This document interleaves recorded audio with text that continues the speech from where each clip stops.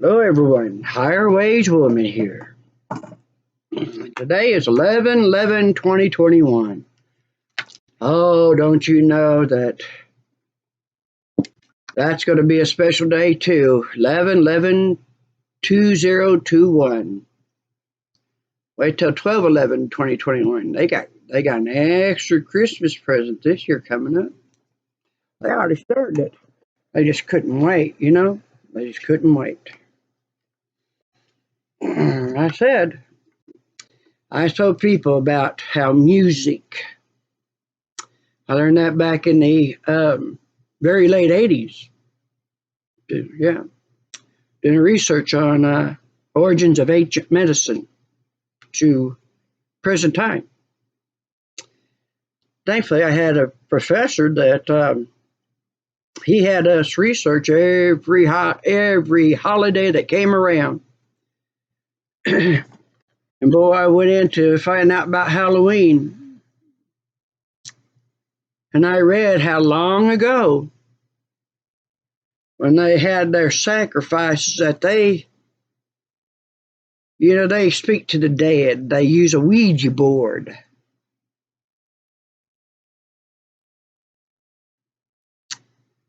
And that's how they got information, because God cut all communication off with them. So they thought, well, if they can't go higher realm for information and knowledge, well, there's the lower realm. Yeah, well, yeah, they figured that out. They figured that out.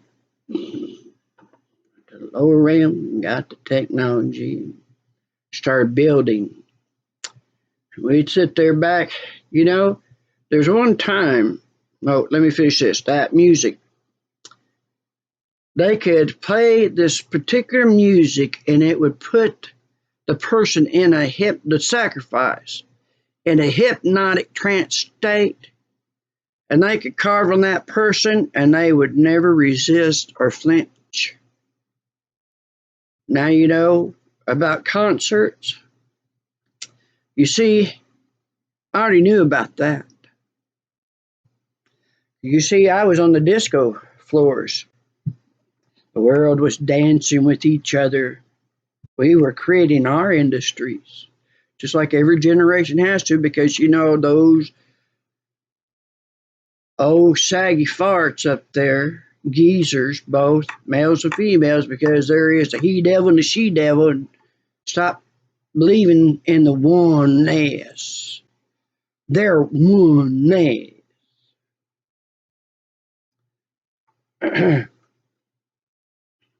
There's a he devil and a she devil. Okay? Then you have gods and goddesses. Okay? Okay? Okay? Okay? All right. Yeah. She'll thank you for it. Back then, we were dancing, and all of a sudden, heavy metal came on the scene. And the next thing we know, that all of a sudden, we're all sitting there watching, going into a stadium with records. These were bands and fans of bands. And I told them to attack these bands. They were uniting people. We were dancing. We were getting along. Hey, Woodstock, awesome. Awesome. Astroworld is not Woodstock, y'all. Now, let me explain something there, okay? Heavy metal killed disco. They let it known they were on the scene. Kiss. Oh, they got licked. Kids and Satan serves. Oh, that isn't what it means. That's not what it means. Oh, yeah, it does. Because you see, when you're coming from music that makes you feel good and lifts you up, you start seeing things going really good. And then the music comes in, and all of a sudden you're watching them destroy, attack, beat down, walk down the sidewalk with a baseball bat. Disco sucks. Oh no. Oh, I promise you, it ain't the one that sucks. No. But you get these kids now, and parents, yeah, because they sit there and they try to put a rating on music. And I was for that because I don't want to listen to somebody's nasty mouth. Because, I didn't grow up around that. And I really liked that I didn't grow up around that because I didn't like it. Because I watched what it turned the brothers into. I didn't like it. I didn't like it one bit. Because I lived with a male that turned the males in my family into what should have never been. It's something to be a child and know that you're more intelligent than the adults around you.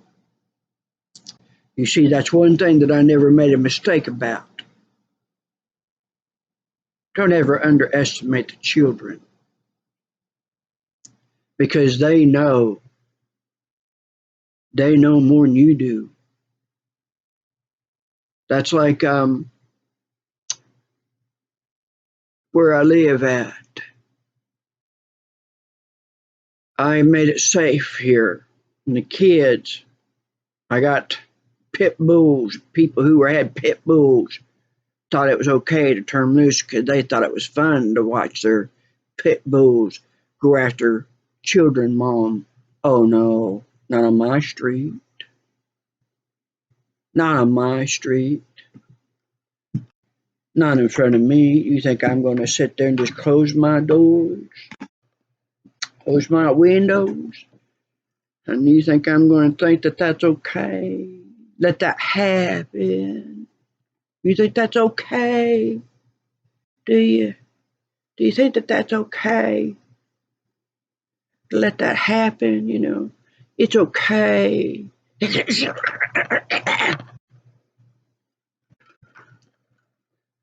Oh, she's going to have stitches all the way from her knee down to her ankle. Okay. And you know what? Granddad and Daddy never went to her. They made her get rid of those dogs. And she was sitting here messing with our police department. I knew what she was doing. When the animal shelter was shut down, of course she knew what time they shut down. And she'd wait. She knows that they're at home. And then she'd go over there and she'd open that gate up. And there those pit bulls come. And of course, now you're sitting there, my mother going out to the car, and all of a sudden I'm here, oh shoot, get out, run out there. There's my mother pinned up to the front of the car with two pit bulls. Oh no, that's not okay. No, you see, y'all might be all right with it. Higher wage woman, she ain't all right with that. No,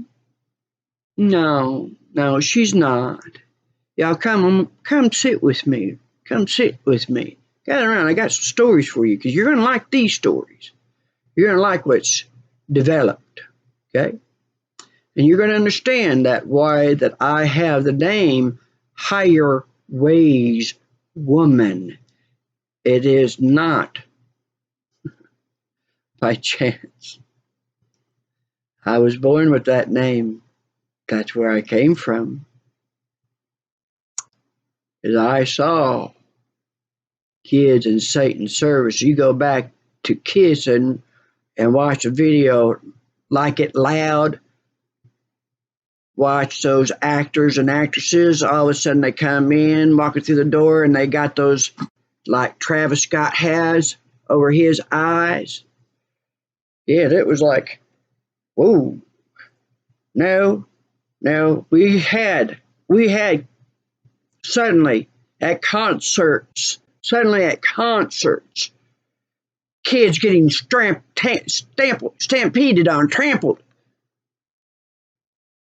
Yeah, trampled. Yeah, stampede and trampled. Strampled. It's a good name. Good name. Trampled. Yeah, I ain't going to no concert. After that, then you hear one where all the girls and women are being raped. Oh, yeah, right. Yeah, yeah. Oh, yeah. Yeah, heavy metal. Yeah. Oh, yeah. Go right ahead. Go right on ahead. You're going to be playing a violin. There's a violin waiting.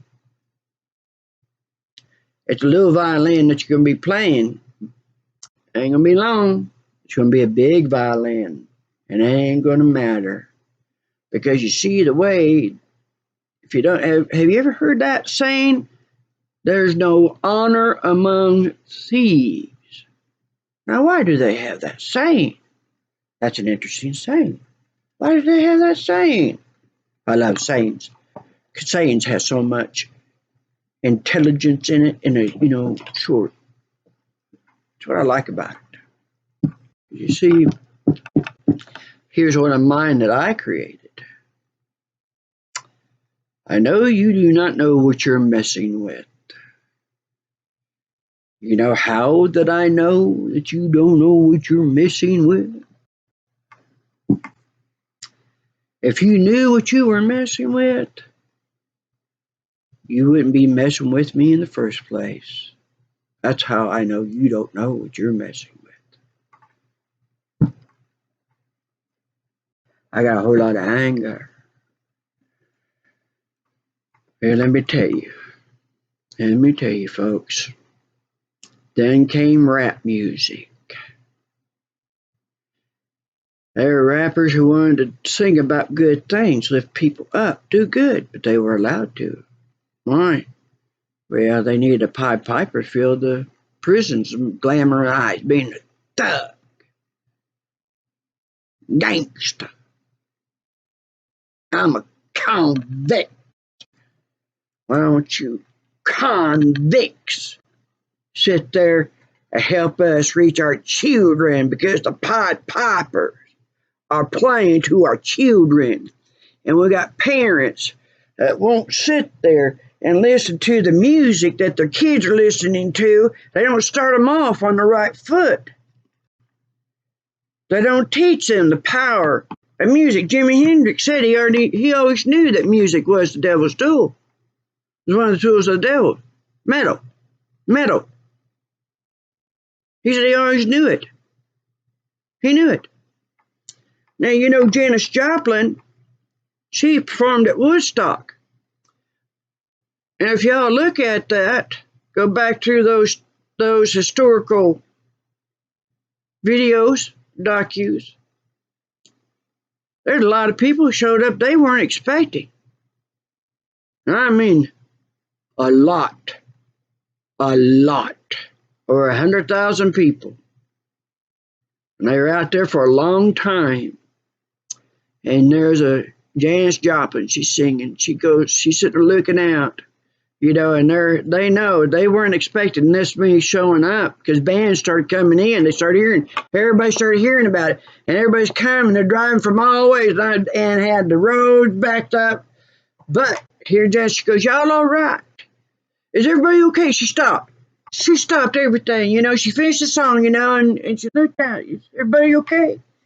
And you can see the sincerity in her. That's my sister. Y'all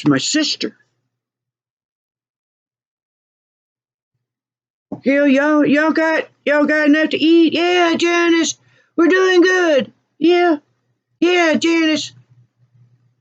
We got medical tents. I got medical tents. We got food tents. Yeah, we got water. Yeah, Janis, we're doing good. Okay. Yeah, just come on. We're all right.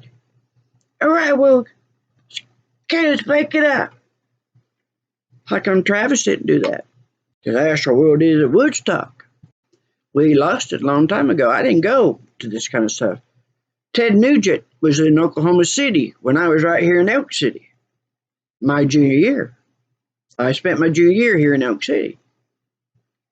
Had some really good friends here. Got some very good family that I had here, used to have here. They's gone. They's gone.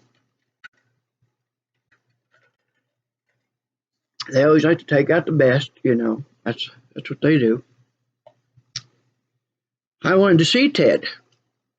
I liked a lot of his music. Of course, I don't like all the songs that everybody sings, and that's normal. You ain't going to like every song because everybody's got different tastes. That's why you got various music. Except that there are music that ought not to be played, except maybe using it for good, not evil. Rap music filled the prison. I knew what it was. The only rap music I listen to is DC Talk. Look where it took it. Yeah, music needs to be rated. You stop with the nastiness. You stop with the nastiness. You start protecting your children. You understand? You know, I had this one room. I called it the master's room. This is back when Yahoo had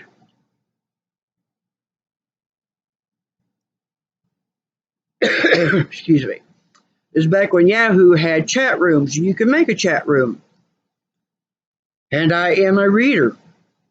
I am a death experiencer.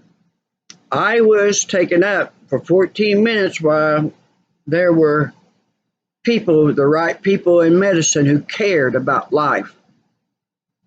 I was in medicine at that time. God put me in the right place, put me in a different hospital than what I was in, because the other one, they're responsible for my death, why I died that day, 92. Yeah, music, medicine, it's all the same. That's what it is in life. They talk about it being simulation. The world is a simulation. Everything's being recorded. You're being tested. Yeah. Like, when did you really think that was a new thought? That you're being watched, everything that you do, everything you say, there's nothing private.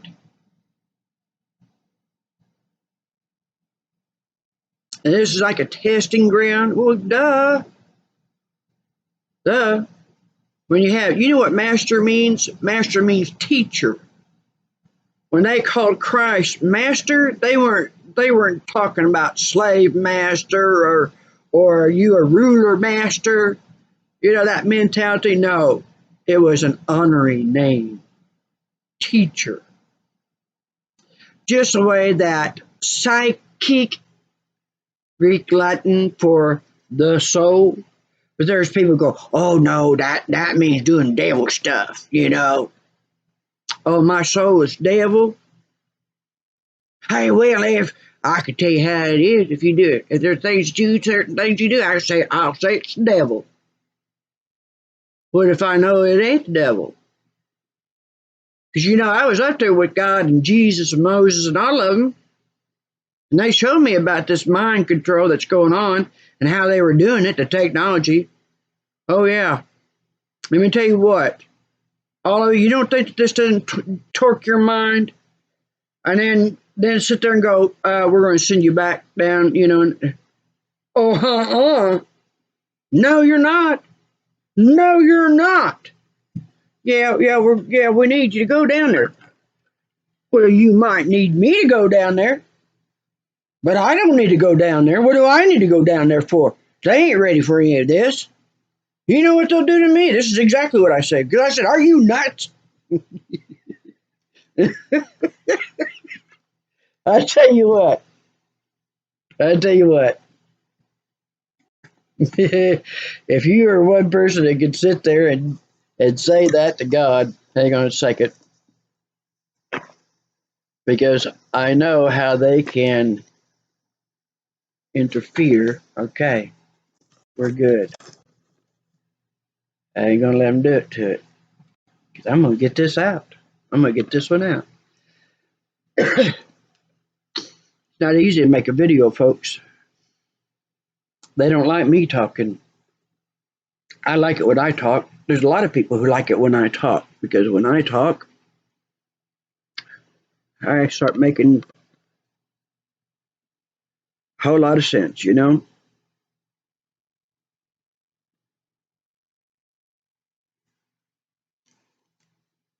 People understand it, and they don't like it. They don't like it. So are you nuts? I got these men. These men coming here, the higher wage woman. We need you to go down there. We thought, we're going to give you these abilities. Now, I want to tell y'all something. People like to say gifts, and I'm going, gifts? And they think, well, you ought to give it away because it was just given to you. There you go. That proves my point right there. I tell you, I said, they ain't ready for this because they think that this was just given to me. I didn't have to do nothing. It was just given to me. These abilities, I want to tell you something. Any of your abilities are not gifts because everybody has to figure it out again how to use your soul, because that's the most advanced technology on this planet is you. Your soul is the most advanced technology on this planet. Your soul, if you will protect it, don't expose it to this stuff. Because I knew when I was a kid, I sit there, I watch these people that all of a sudden, boy, they're drinking and they're slamming. And they start suffocating their soul. They got these, it's the Illuminati putting in these people into the churches so that they start pedophiling the children. Because before it was known that what they had done, they were trusting their kids to these people, to these places. That's why that's why public school, Public school became a daycare center. Yeah, you got enough on your hand. Let us do it for you. It creeped me out. First time that I ever seen. They come out with TV dinners. You got enough to do. Let us do cooking for you. And I thought, oh God, why did that just give me the creeps? I was little when that came out. They just kept doing, you got enough, let us do that for you. You got enough, you let us do it. You got enough, you let us. Yeah, okay.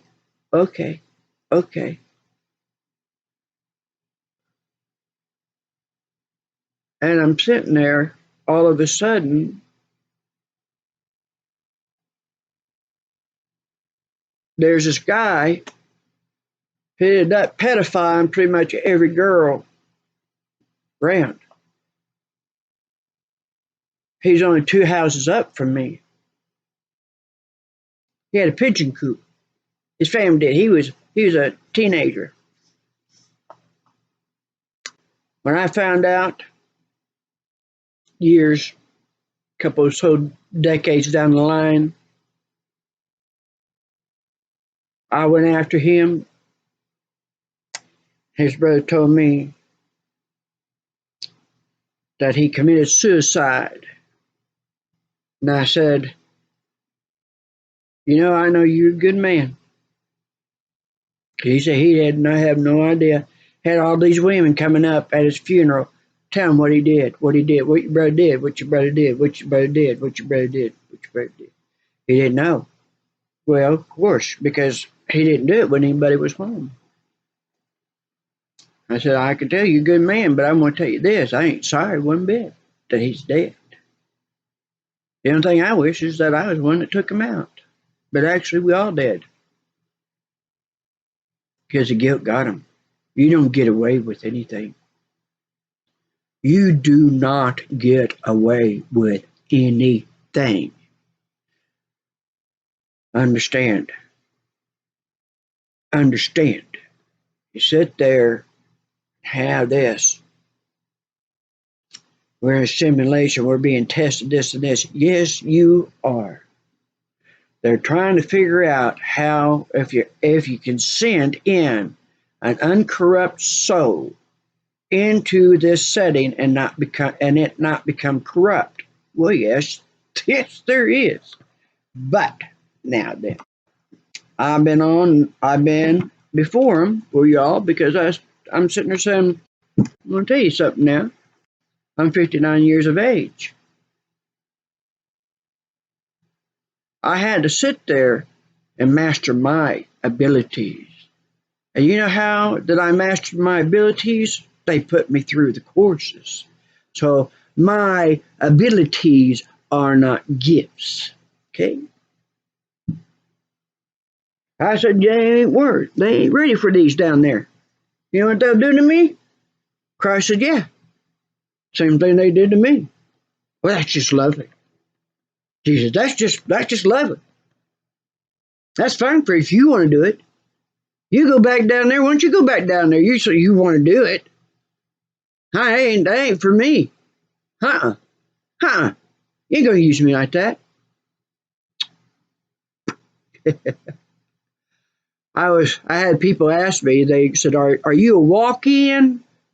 Walk-in is when a person dies and their soul leaves and then another soul comes in and they take over the vehicle. You understand what I'm saying? Vehicle vessel, okay?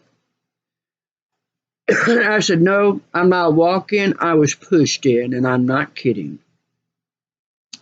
They sit there and they show me how bad things are getting. I sit there and I look and I watch this town letting people shake them down. Let these people come in from the outside, shake them down. God said, what do you think about that? And I sit there and go, I got enough on my plate. I got enough on my plate. That's a town. Huh? Okay. And we're walking along further, and God takes us back by there, and it's worse, you know. What do you think about that now? I said, same thing I said. I got enough on my plate, God. What y'all wanting to do, that's enough. I'm sitting looking at all this town, all these people who built up this town, allowing these outsiders to come in and take it from them. They ain't uniting. Why do you want me to go in there if the people ain't uniting against it? What do you think I'm going to do? What do you think I'm going to be able to do about that? No. Well, okay. We walk around a little further. Come back around. Oh, yeah, here we are. Yeah, here we are. I'm waiting for it. I'm waiting for it going, what do you think of it now? Because they're pulling out the pockets. They've got the people upside down, shaking it up. It's a shakedown, people. It's a shakedown. Okay. All right. Go ahead, say it. What do you think about it now? Oh, he didn't. He just went,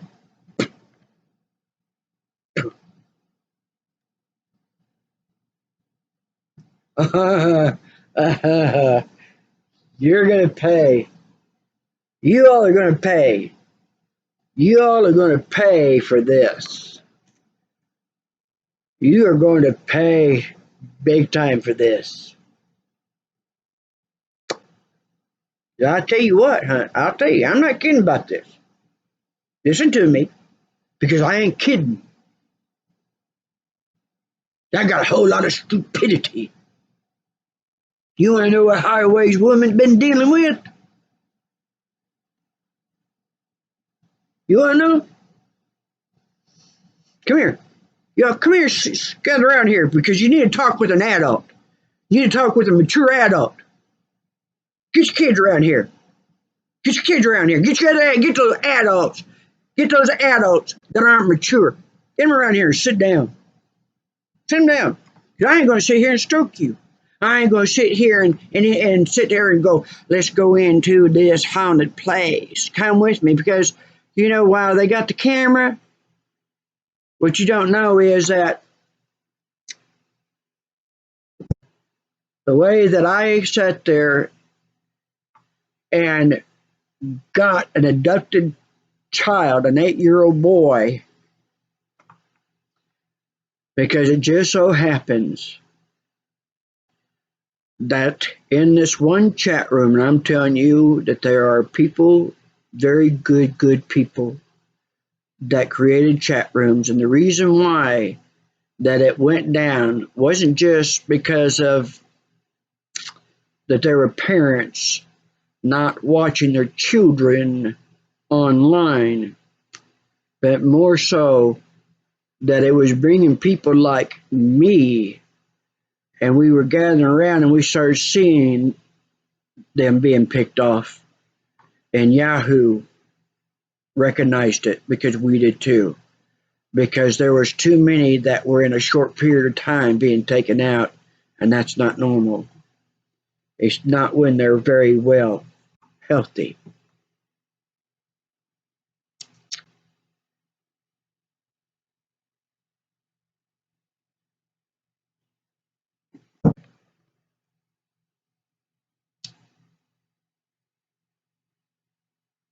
You know what my punishment has been?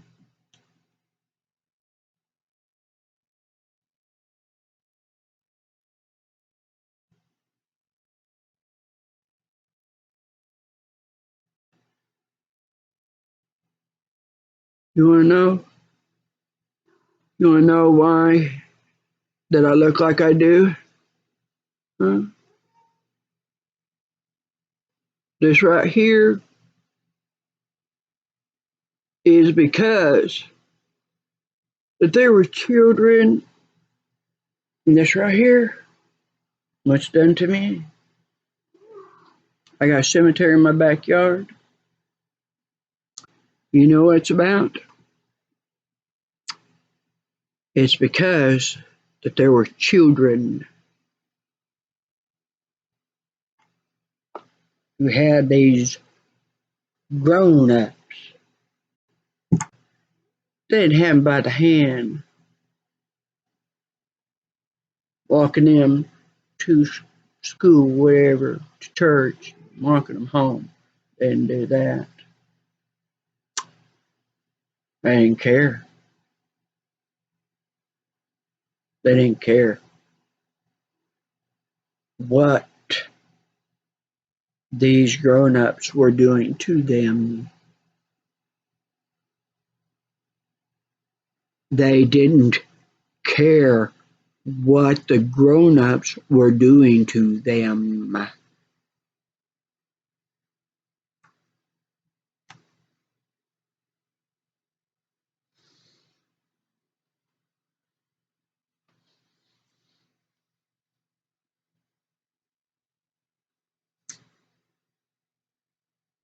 And they thought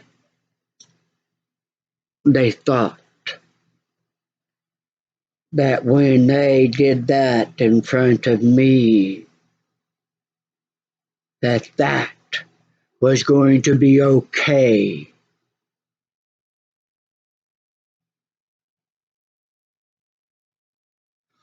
Oh no, that ain't okay.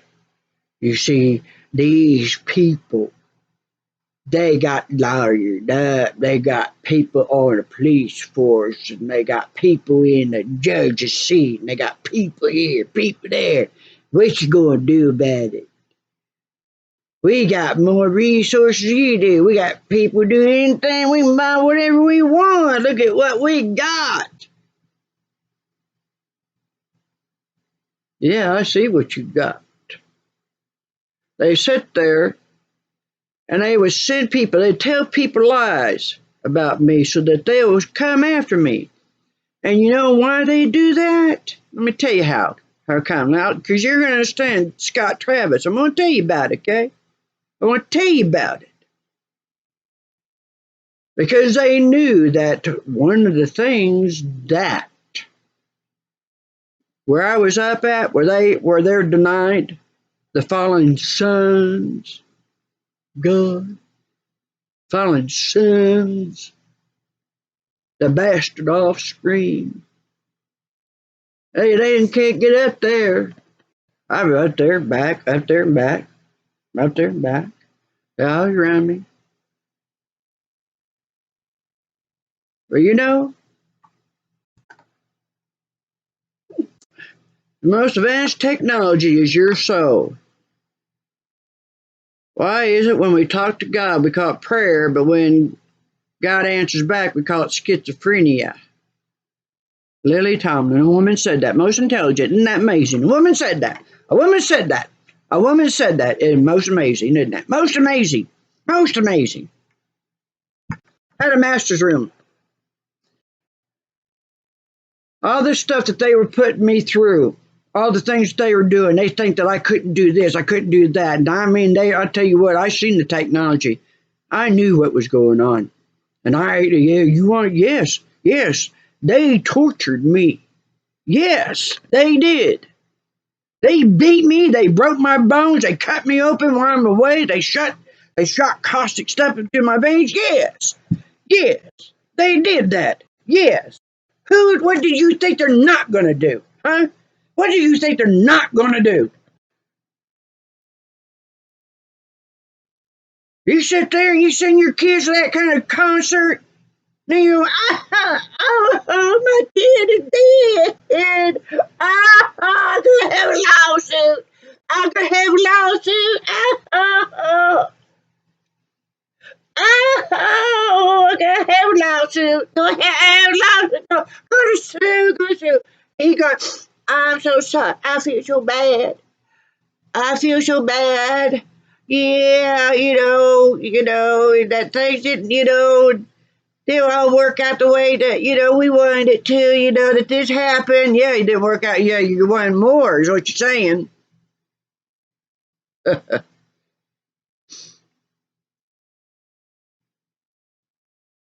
Send your kids to it. They can do whatever they want to.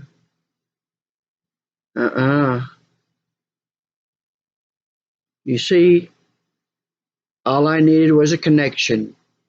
You understand me? When that dispatcher called me, she said,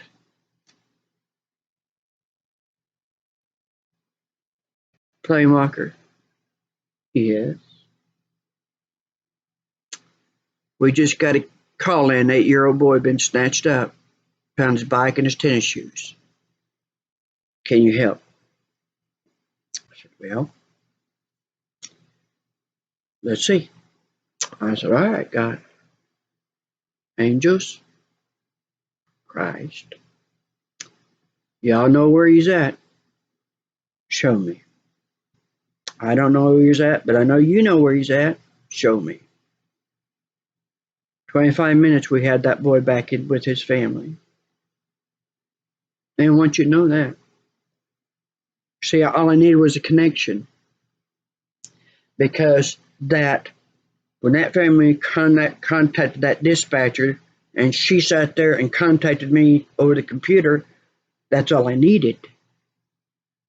A text message, a phone call, a photograph, or I didn't need that. Really, just I don't even want to look at you. I don't even need to look at you. We'll go into a PM. I don't need to see your photograph or anything. Once I got that connection, I sit there and tell people about what everything in their place looks like, the layout, and which windows are open and which ones are closed. And they kept going. I keep looking around to see if you're there. I said, well, yeah, I'm there. How do you think that I know that you got French style windows and that you don't have painted trim, that it's wood, varnished wood, where you're sitting at right now in your home, what the color of the chair is that you're in? Which windows are open? Which ones are closed? Yeah, I'm there. You see, folks, evil must build in the physical what we can do merely in the spiritual. Your soul is the most advanced technology, and then this body is the greatest technology there is too. So they're going to use all this stuff. They're going to flash it in front of you. Going to make you hungry. Well, I tell you what, there's a lot of people out there that taught that while you're out there chasing this, they make you hungry for this, they make you hungry for that. They stroke you, stroke you, stroke you. They make you hungry for it. Tell you this is good for you. This is what you want. No, it's not. I don't want that. I'm looking at the children. No. No. Because you see, I didn't have anybody standing with me. Nobody stood for me. But you know, the younger generations, when they were finding out what they were doing to me, they're the young generation that were wanting to come down here, and they were going to clear this place out. And fortunately, I found out about it because these were kids, young adults. To me, they're kids, young adults that I helped them. There were many that one of their uncles was killed, and I helped him within a week's time catch the killer. So where he laid where he put the weapon he used to kill his uncle, and the other ones that, yeah, there's a lot. When they found out what they were doing to me here, they were coming, and I feared for them. I did not want them getting hurt, and I asked them to please don't, because these people here are very messed up. Because this is the place that God was showing me, and master's room. I had a master's room in Yahoo. I would sit there and read and read and read and read for these people until I couldn't do it anymore. I'd be up 30 some hours. And I sit there and tell them, you let me rest, and I'll be back here at this time. It might be the next day. They'd be there. And I sat there and I did that, and I did that, and I did that, day after day after day after day after day. I can't tell you for how long. I don't know. I don't remember if it's a month or 2 months. But I know that there came a point when that all of a sudden nobody was in the room, and I shut it down. And it was the right thing to do. There's a lot of people out there that knew that higher wage woman, plane walker.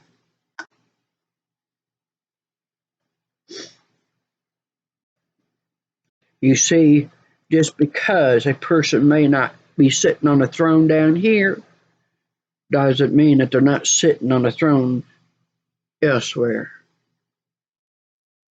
I come from queens, priestesses, and goddesses, and shamans. And I knew when I was little that you don't expose your soul to things. That's how you keep your soul pure. This pornography, knock it off.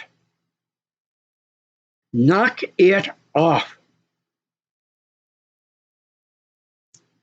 And don't sit there and tell me that pornography is art. You will never, ever get me to believe that, because I want to tell you this, folks. Okay, let's explain it.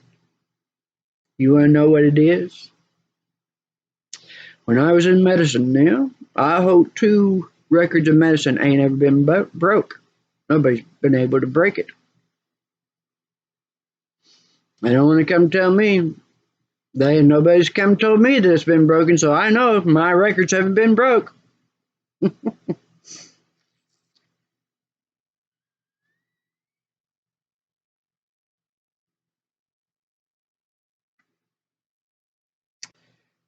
They made women #1 medical revenue. They made lots of money off of us. Yes, they did.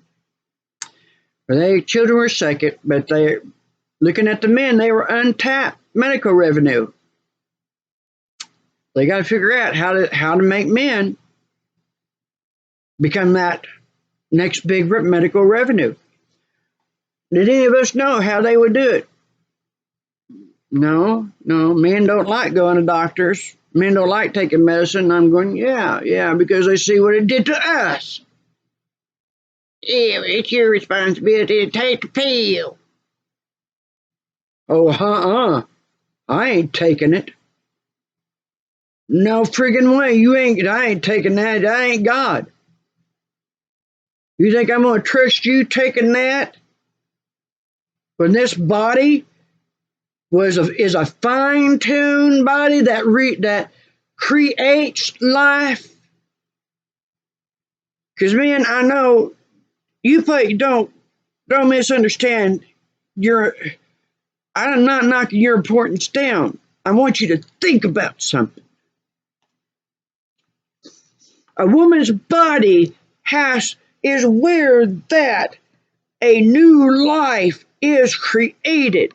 And if that was so perfectly tuned to recreate life and bring it forth so that it can keep giving and taking care of and teaching the others so that everything remains balanced. You don't mess with that. You don't mess with it. Because there's a time that with both men and women, you can only procreate every 4 years. Does that sound like intelligent design to you? Does me. You think I want to sit there and have baby diapers and have another one on the way, another baby diapers? Oh, God. We went from having every 4 years to having, they got us having litters. Look what they did. How are they going to get men? How are they going to get men where they got women? How are they going to do it? That's in 1990. I don't know. Well, I've been watching and looking for that, aren't you? They start stroking. Stroke me, stroke me. Stroke me, stroke me. Yeah, they are all setting it up. They're getting everything in line. Getting everything in line. And then when it came on the scene, I knew the answer. Viagra. And it was like, no, don't do it. Don't do it. Hey, you don't know what you're talking about. You're just a woman, Hope. Fine. Fine. Go ahead. Go ahead. Yes, she'll thank you for it too, boy. Yeah, they were just stroking you. They were just stroking it. They knew where to go, and then they added. You know what? You know that back in the 40s and 50s, that in cereal that they would put saltpeter in there, and you had more genteel men. And so they knew, guess what they did? Put a lot of testosterone in the mix. And then you sit there and start hitting a man going, well, you ain't got the gonads. I'll be kind words here. You ain't got the gonads for it. What? Yes, I do. Oh, you only got a little one. You ain't got a big one. You ain't a man if you ain't got a big one. You know what? You can have that kind of thinking because that ain't no man now. He's gone. He's gone. Here they Viagra, and she'll thank you for it too, honey. I want to tell you something. When they said that she'll thank you for it too, they weren't referring to us women. Us mature women, they're not referring to that, okay? Not theirs. Not theirs. Because now there is a he devil and a she devil that rule. So when they said that she'll thank you for it, they weren't talking about us higher wage women. Now there is a natural product because there are problems that men need help with. Yes, they do. Because they are messing with us.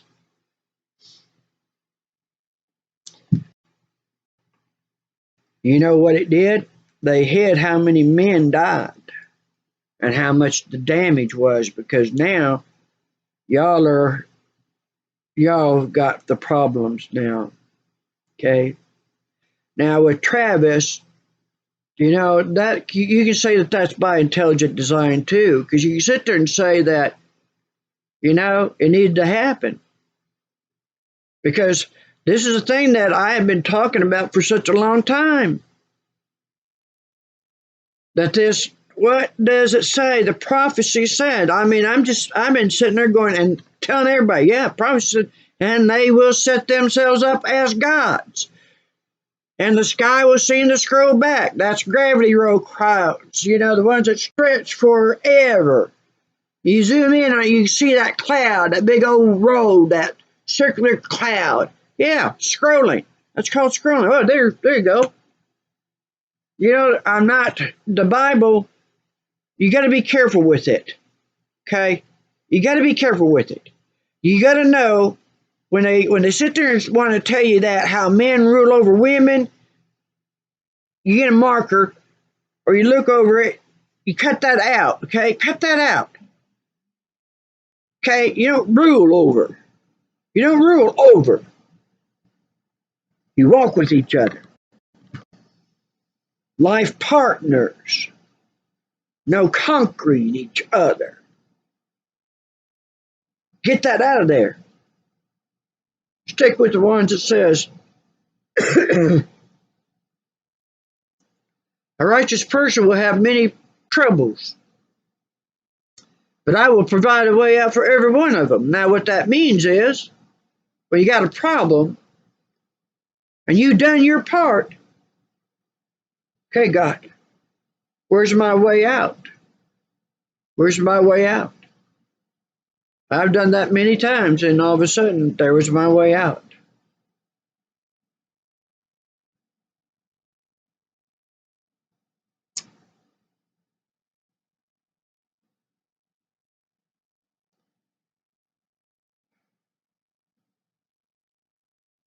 I got a phone call last night. I'm going to call my friend Kay. So I'm going to say his name. I met him in 2004. He called me, tell me that he's in the hospital and he's going to be put on hospice come today. He's being put in hospice.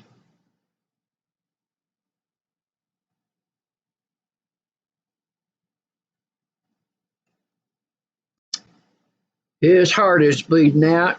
His lungs are shutting down. His kidney's shutting down. Now, Kay sat there and we were going to build this facility.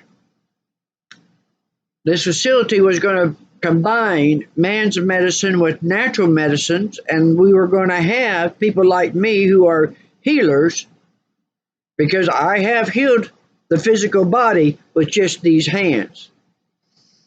And I have eased suffering and healed with this mind. Because the information I give you is the right information. You do what I say, you follow what I say, and I'm going to know that you've done it. Because you'll be up doing what you want. You'll be improving the way you should be. Because if you're not, then you're not doing what I said. And I don't have time for you because I got a whole bunch of other people out there who go, well, if they don't want to listen to your highways one, we will. I will. I don't want to be like this. You don't deserve to be like that. I could tell. Or maybe some people that, they got themselves in a fix, found themselves in that kind of fix.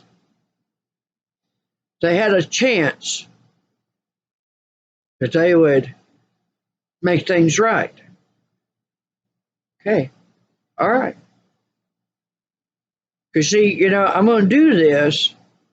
And the thing of it is you got to remember about what everybody's talking about. That the cameras are everywhere. Everybody's watching. Everybody. You're being watched, everything. What you do, what you say, where you eat, where you go, when you go to bed, when you get up. Yeah, I know. They do it to me. They let me know when I get up. They start making that phone ring. Let me know. They know that I'm up.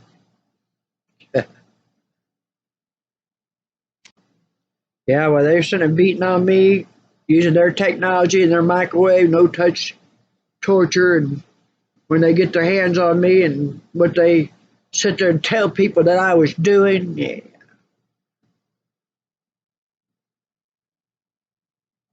They should have paid attention when I was telling them about what their home, how it was laid out, what color their walls were, all that stuff, because I was sitting in my home. Should have paid attention to that. I held a woman here, Lucinda Delaney, in Elk City, Oklahoma. Linda Varnell came and got me. I didn't want any part of that. Those people. I didn't want any part of them. She come to me that Lucy, she's afraid, she's fearful. She's fearful for her life. Fearful for her life. Please come, help, please help her. Please help her, begging me, pleading. All right, fine, all right.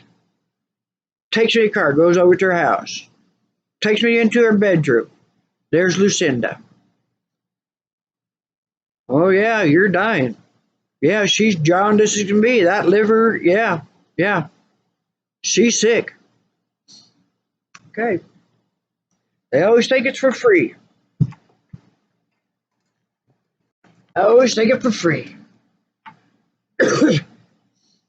So I worked on her with nothing but these hands.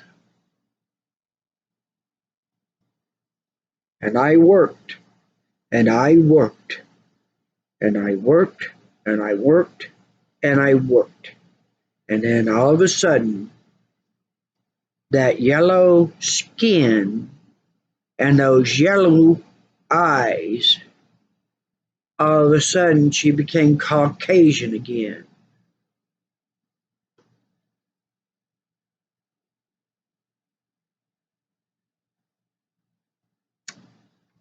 So I went outside. Linda's sitting outside. She's relaxing in the easy chair. She's just sitting there.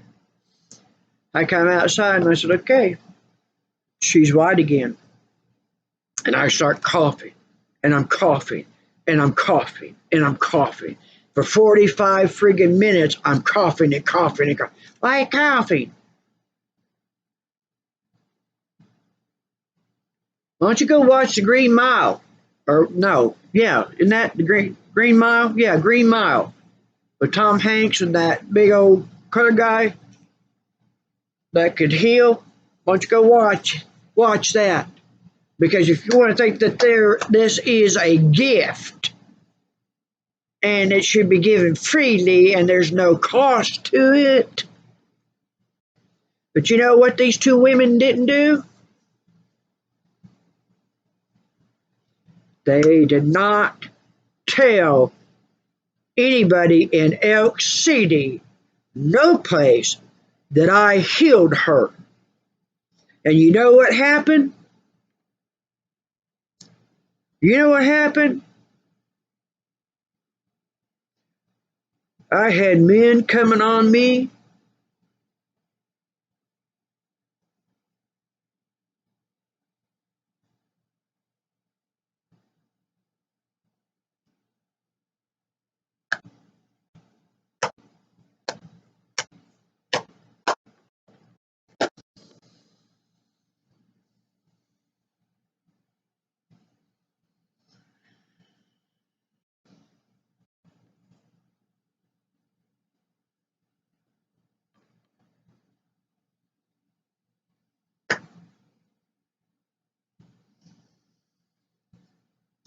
If Linda Varnell, as an ordained minister preaching in these churches, would have told the people what I did, that I am not of the devil.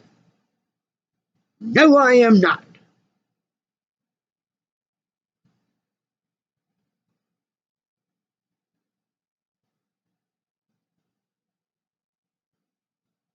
Do you think that I would have had done to me what they done to me for the last 20 plus years?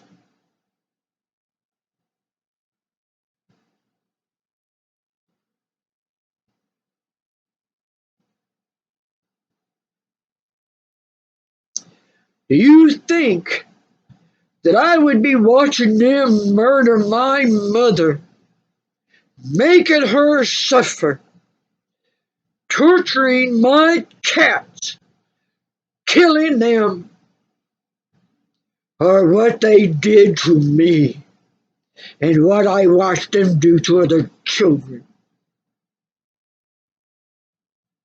Do you think, do you think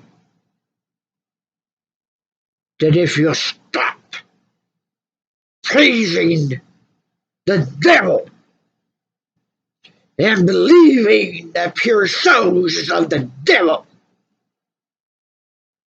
that you gotta have man, you gotta have his things,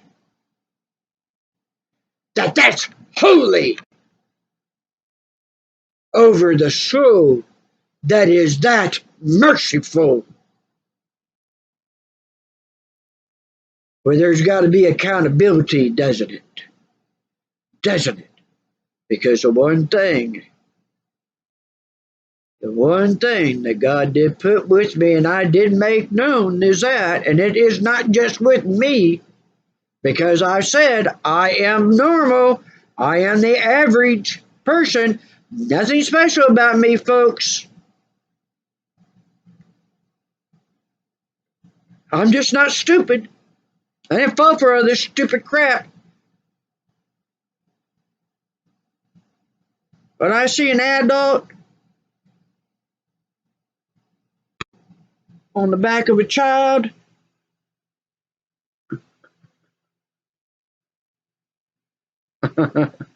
yeah, you see, that's what I do. I'm not an adult that sits there and sees that. I'm a mature adult. I'm not like these other ones that when they see an adult riding the back of a child, that they join in on that. Or this male, he's got a woman and she's gonna do whatever I say she's gonna do, and you will like it. Because I had them here come up to me and say that had this said to me, I can do whatever I want to a woman and get away with it. I said, oh, really? Yeah. How's that? Because I'm a man. Oh, no. You ain't no man. I worked with men. I know men. They're my brothers. They know me. I'm a woman. I'm a sister. You're a male. You ain't no man. And he went. He gonna prove it to me. One day, I tell you, he'd come up, he'd grab a hold of me, he'd leave marks. He'd, I go out to my truck, see my truck messed with. One day he come up on me. Had those pants unzipped. He's coming for me.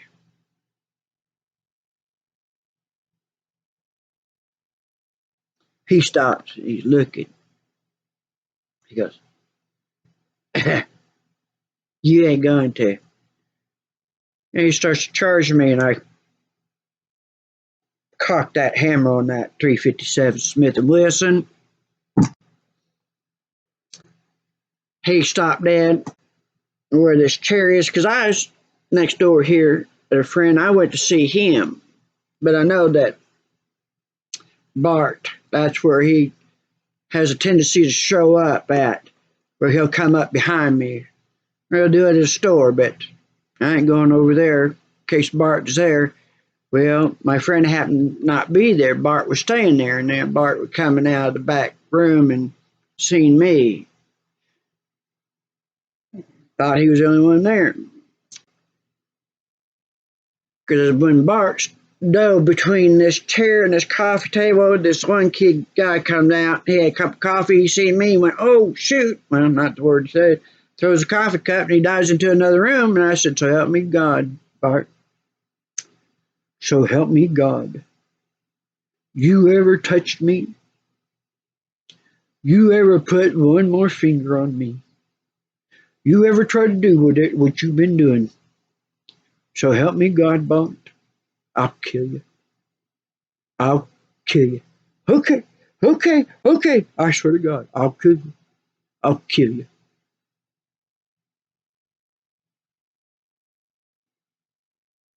You know what he did? Called the police. "She put a gun on me." You know what they did? They stole my guns. It's all right. I don't need a gun to reach you. Did you hear what I said? I don't need a gun to reach you. Here's this, my friend Kay called me. He's up north. He's in the mountains. Beautiful scenery. Beautiful, beautiful, beautiful territory. Mountains, forests, streams, lakes. Beautiful, beautiful, beautiful. Well, you see, we were going to put this clinic together, this facility. And what they did to me, I had a millions lawsuit. Oh, I had it. Because they thought I was stupid. I was just a woman. Man, know nothing. She's just a woman. Oh, yeah? We can do whatever we want. Oh, yeah, yeah. Yeah, I know. I know. I heard it. Years ago, I heard it. Yeah, you got to do whatever you want. Yeah.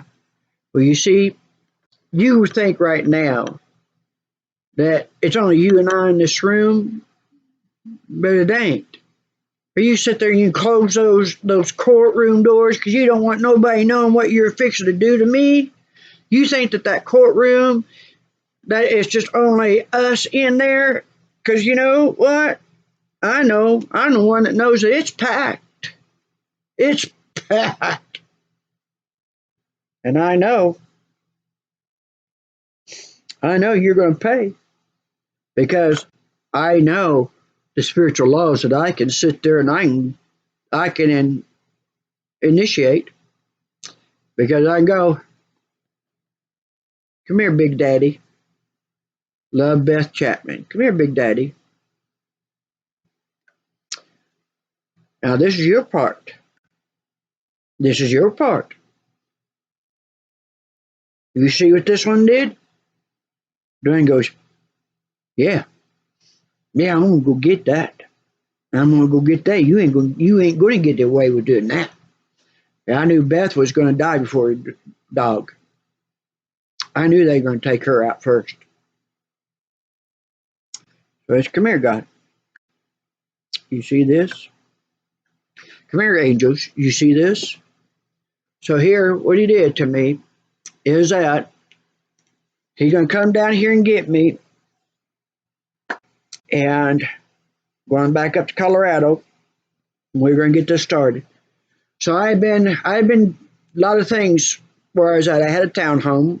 I had a nice townhome, and I made that area very nice. I worked and worked and worked to make that a nice place out there to have your family, good people in there. I had stickers all pulled up, grass growing, glass. There ain't no broken beer bottles, broken whiskey bottles. There ain't no running through there with your trucks and yahoo and thinking it's funny, sitting there jumping between the buildings and in a parking lot and doing donuts. Oh, no, you don't get to do that here. No, you don't.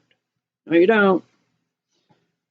And they sit there and, yeah, they were doing all kinds of things to me over those kids and all the things, all the people that I was helping and this, that, and the other, and embezzling my money. And I'm going, hey, this is what they're doing, and look what this business is doing, and look what this one they think they can do. They all think they can do it. It was everywhere. Boy, they were everywhere. They were stealing money. They were stealing checks. They were embezzling and telling people, oh yeah, you got to pay this. And if you're female, and if you're a female of color, and then if you're just because guys of color, yeah, you got it. You got to worship. It is. They're very prejudiced. But you ain't got like what a woman has to put up with, and then a woman of color's got it even worse. Yeah, I know. Yeah, stealing from me. Had proof of it.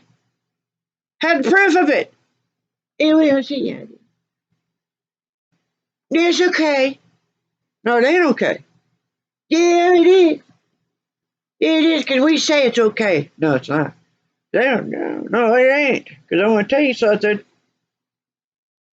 I got these beads around me. You'll pay for it. So it came to the point that we made a decision, Kay and I did, that he's going to come down and get me. We're going to go back up. It's all right. The only way that I could afford it, because they were stealing from me left and right, was that I stopped paying rent. They didn't come out there for about 4 months. Nothing. Isn't that interesting? Because that I sit there, I protected that property. Because I caught people that were breaking in. And I caught the ones who were going out there and getting copies of keys and going into the vacant ones and doing whatever, robbing, going up in the attic and going over and going into when somebody's gone, and then when they come back, they're robbed.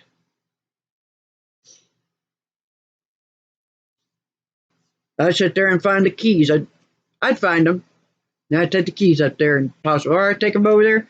But one of the things that I prefer to do is go around there and see what door it fit. And when it fit to somebody who was living there, I said, here's an extra key. There's somebody, I found him in an empty unit. There was more than one. Here, nobody has another key but you and now the manager.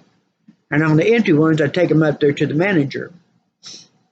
So anyway, Ken comes down. I helped his son. His son was in a lot of pain, a lot of agony. I helped him get out of it. Comes down here, and I tell him, I said, now listen, I know how the devil does things. I said, you turn off that cell phone and you don't answer it, ain't gonna do it. I said, you better do it. You better do it, because I'm not gonna have anything coming in and ruin this. I mean it. We agreed to this, and I know how the devil works. We get 20 minutes away. Off goes his phone. Brings me back. Next day, he's gone.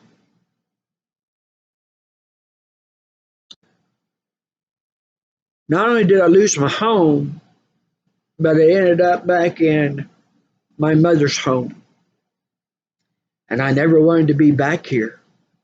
I never wanted to live with my mother ever again. I never wanted to be here. I've taken care of my parents and my family for a long, long time, and I wanted my own life.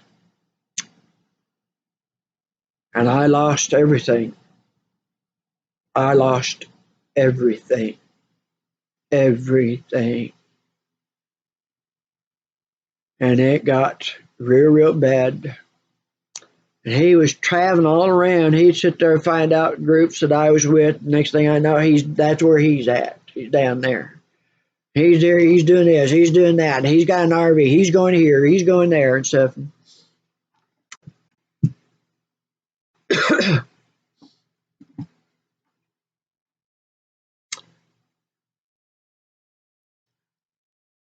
That was back in 2011.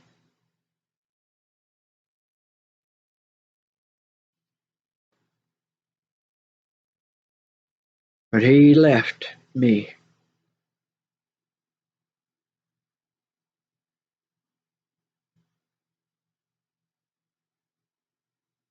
So he calls me last night. He tells me that he's in the hospital and that he's fixing to be put in hospice.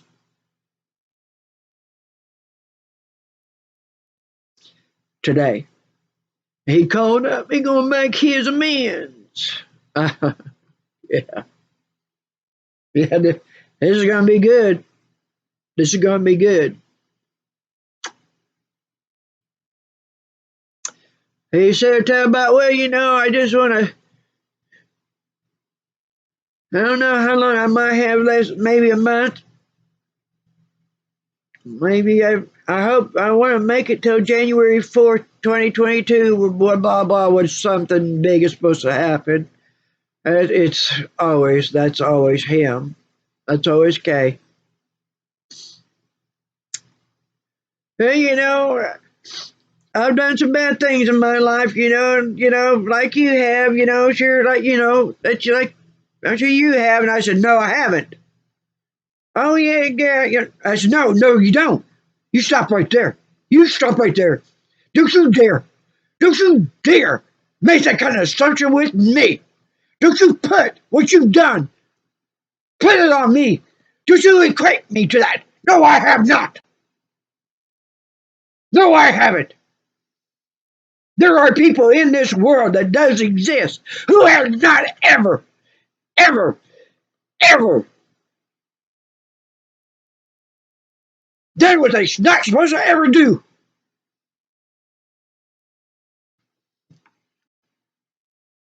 Don't you sit there and say, don't you sit there and bring me down to that. Don't you dare. You're not going to sit there and have that mindset. I'm telling you about this mindset. Pay attention to what I'm saying. Because if you don't put this fire in you, we're in this world, and gravity turned on us. We didn't know. We didn't know what we were going to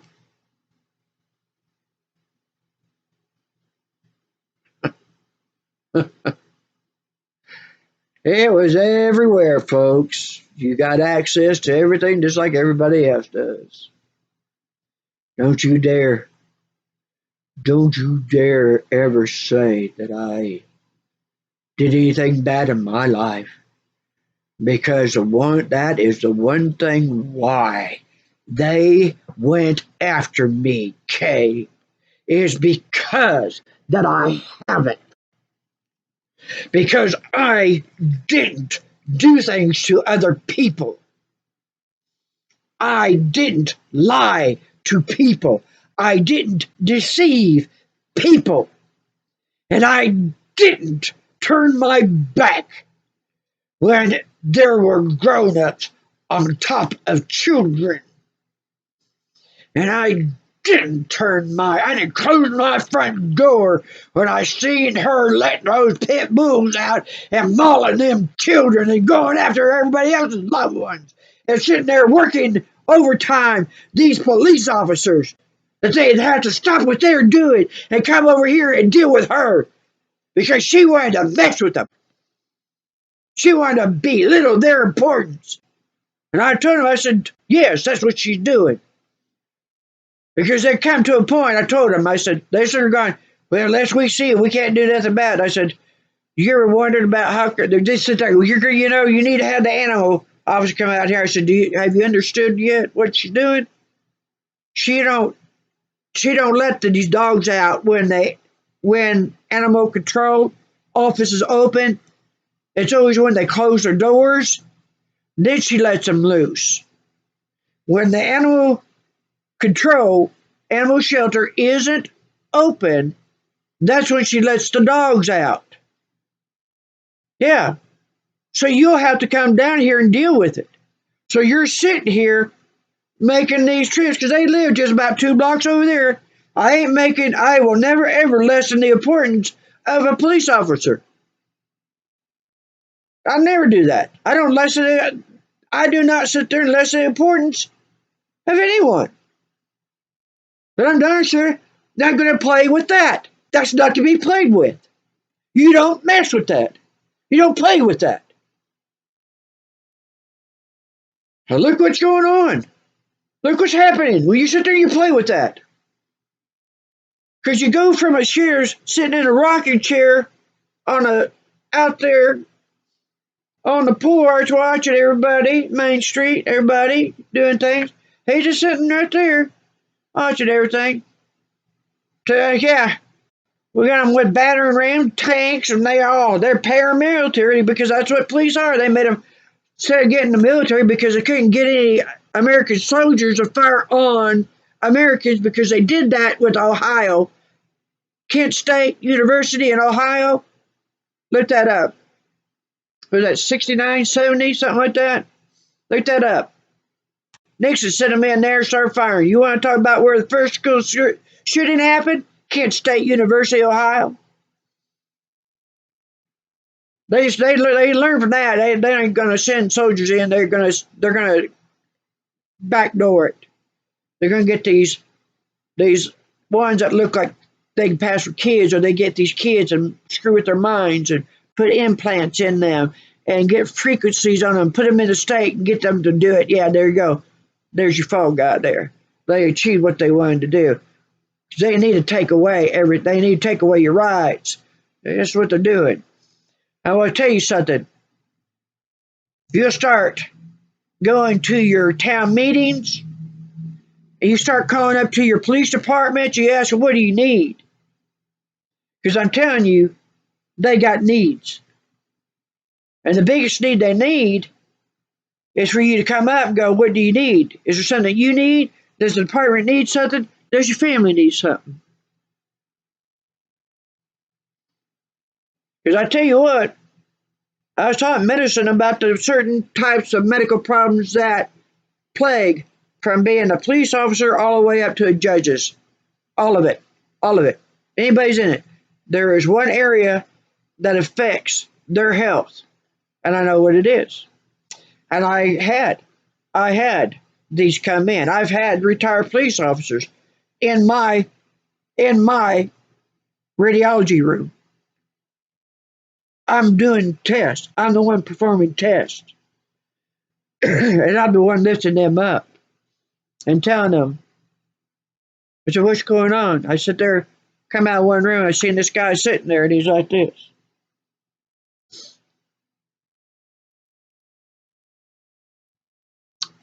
I walk over there. Because I didn't take time. Because I'm a health professional. I already made 2 records in medicine. I can tell he's probably about late 50s, maybe very, very early 60s. Put my hand on his shoulder. I said, hon. I said, you okay? You okay, hon? Puts his head up and looks at me. He goes, looks at me. I see in his eyes, there ain't no light there. I see he's heavy burden. I said, what's going on? He said, I don't understand. I said, well, what is it that you don't understand? He says, I don't understand what my doctor's doing. I said, well, here. I said, let me get this folder out here because they got the pocket on the back of the wheelchair. I said, let's see what he's got here for you, you know. And I'm seeing, oh, GI studies. Okay, so I said, because I'm not going to tell you the GI studies. That's patient, doctor, professional confidentiality. I said, honey, I want to tell you. He's telling me that he retired. He retired. He just retired from the police department. He spent like 40 years, I think. All of a sudden, he's got all these problems. I said, honey, I'm going to tell you this. I said, they teach us, students of medicine, that the main health problem that y'all have, you ain't alone. You got a lot of brothers and sisters throughout everywhere. They're going through the same thing you're going through. I said, this right here, this study here is going to help us know what's going on in your GI system. This is a really good system. I explained it to him. And I said, now I'm going to tell you something. I said, you call your friends, call your buddies, call organizations. And it ain't just here in the United States, it's everybody in it. I said, you talk to them. And I said, you'll find out you're not alone. You're not alone. Okay? And all of a sudden, when he's sitting there looking at me, all of a sudden I seen this sparkle coming in his eyes. Yep. You're going to be okay, honey. Okay? And I knew it. He wasn't my patient. I didn't do the test on him. That wasn't my room. But he was mine. Because you see, that's the way that my medicine is. There's those of us who do this. I still do this. Let's get back to Kay now. So here's Kay. I told him, I said, he's telling me about, yeah, he'd be moving into hospice today. And I said, well, you got a lot of luxury. He says, luxury? Luxury? You go living in an RV for 2 years without electricity and water, luxury? I said, yeah, I do. Yeah, I do, kid. Yeah, I do. He had no problem with what happened to me. What you left me with. I lost my home. I lost everything. And guess where I ended up at? And now here I am now. And my mom is no more here. They wanted to come in here. They were working on her. Come in here and take this home that I got for her that is supposed to be mine. That when it's passed on to me, it's to be mine.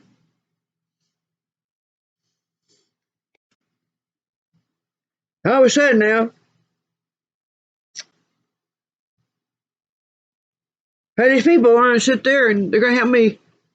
Linda Varnell and her husband are going to help me get my truck fixed. I'm going to get out of here because they got a hold of her. They got a hold of her. Yeah, you got to, you got to get rid of that house. And I kept telling her, you need to put my name so that they don't take it away from me because they'll do it. They had her. They had her. That's my family,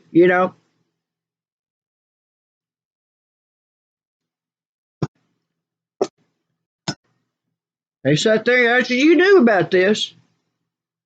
You knew about all this stuff that they've done. They've been doing to me. You've been just fine with that, Kay. You've been just fine with it. Yeah, you got luxury. I said, you're sitting there in a hospital. You got these people taking care of you. You got hospice. I said, I was on hospice back in September 2020. I couldn't be on it. You know how come I'm not on hospice? You know how come I'm not getting the treatment that you're getting?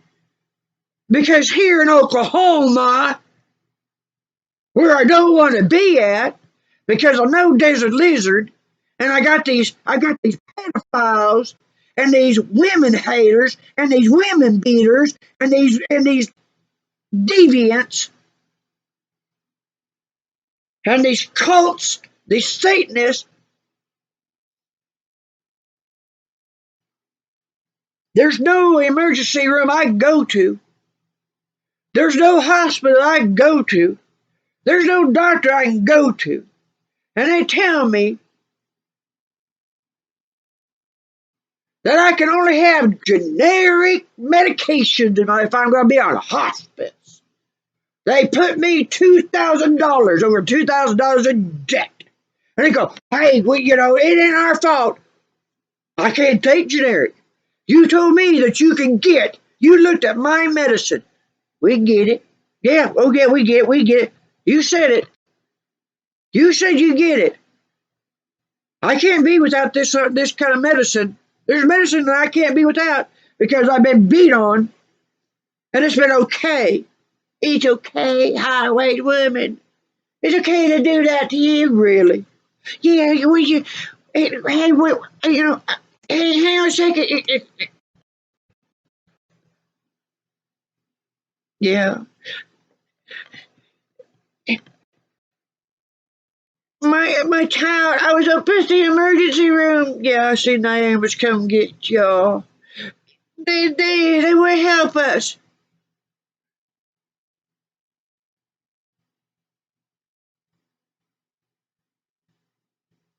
Your child's covered in blood. Yeah, yeah. They didn't do nothing. They didn't do nothing. No. They didn't run any tests. No. No medicine. No. Help us.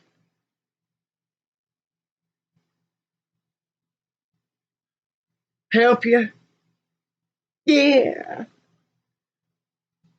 I sit here, what they done to me in this emergency room. Then they build a brand new medical center, and I seen what they do, and they won't talk to me. They did too.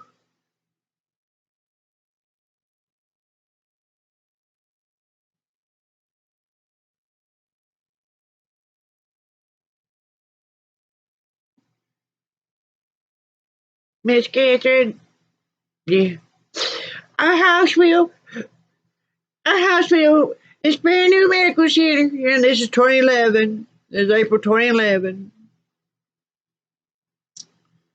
Brand new $4 million medical center. This town put their money together to build. Opened its doors 2009. State of art medical equipment. Oh yeah, they got the Cadillacs with Cadillacs. Now I'm telling you, it is the top. Can't get any better. 2009. MRI. You can sit there. It is so finite. It can pick up a problem before it's had time to develop symptoms. That's how good it is. April 2011. We lose it every little soon again since we're fixing to lose it. We're fixing to lose this hospital. We're fixing to lose it. Why are you losing all? Why are you losing all those lawsuits? You can look at what you got. You're losing all those lawsuits. We don't know. We don't know. We don't know. You don't know? No. No. Hey, there's a Federal Medical Corporation. It's coming up real hot. We don't know how to do it. They're children. Think of the children. Think of the children. Think of the children. Think of the children. Think of the children. Think of the children. Think of the children. Think of the children. Think of the children. Think of the children. Think of the children. Think of the children. Think of the children. Think of the children.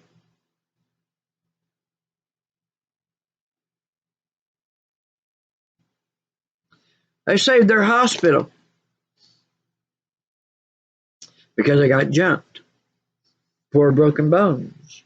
Radiologists couldn't find those for broken bones. I went to a podiatrist, and I know this podiatrist. He's good. He's very good. He found it right off the bat. We sat there and looked at them together.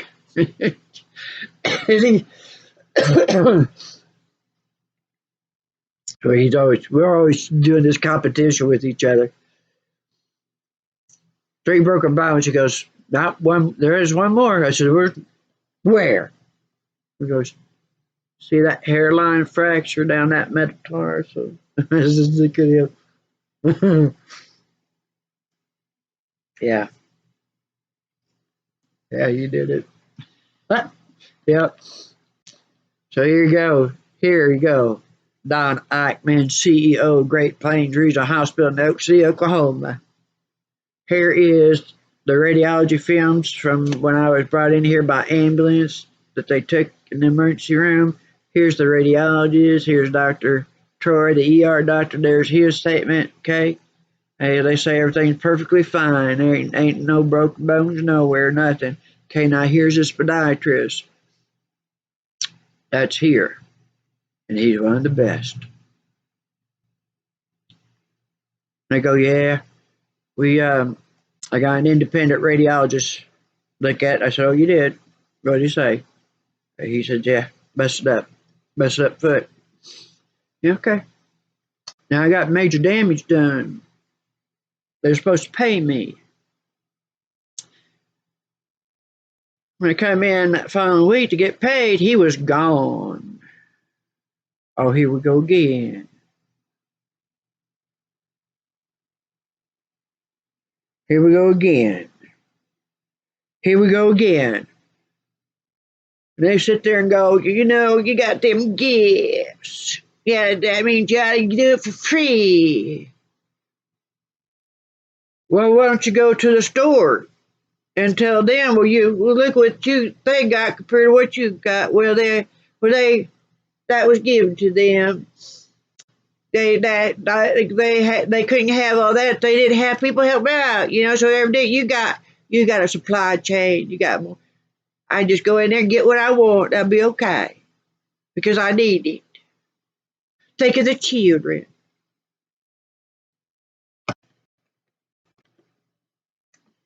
He's sitting there wanting to make his amends. He's sitting there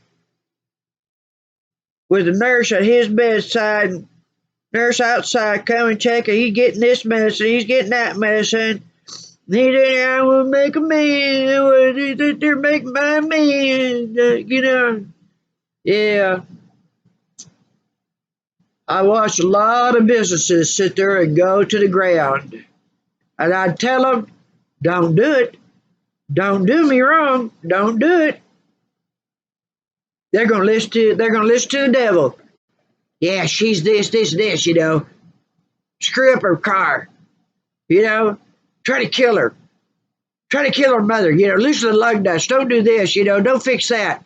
Make sure that they're gonna wreck, get killed. Oh, and that's a shame, isn't it? A car accident. Oh, and that's just a shame, isn't it? That's just a shame. Oh, yeah, that's a shame. That's a shame.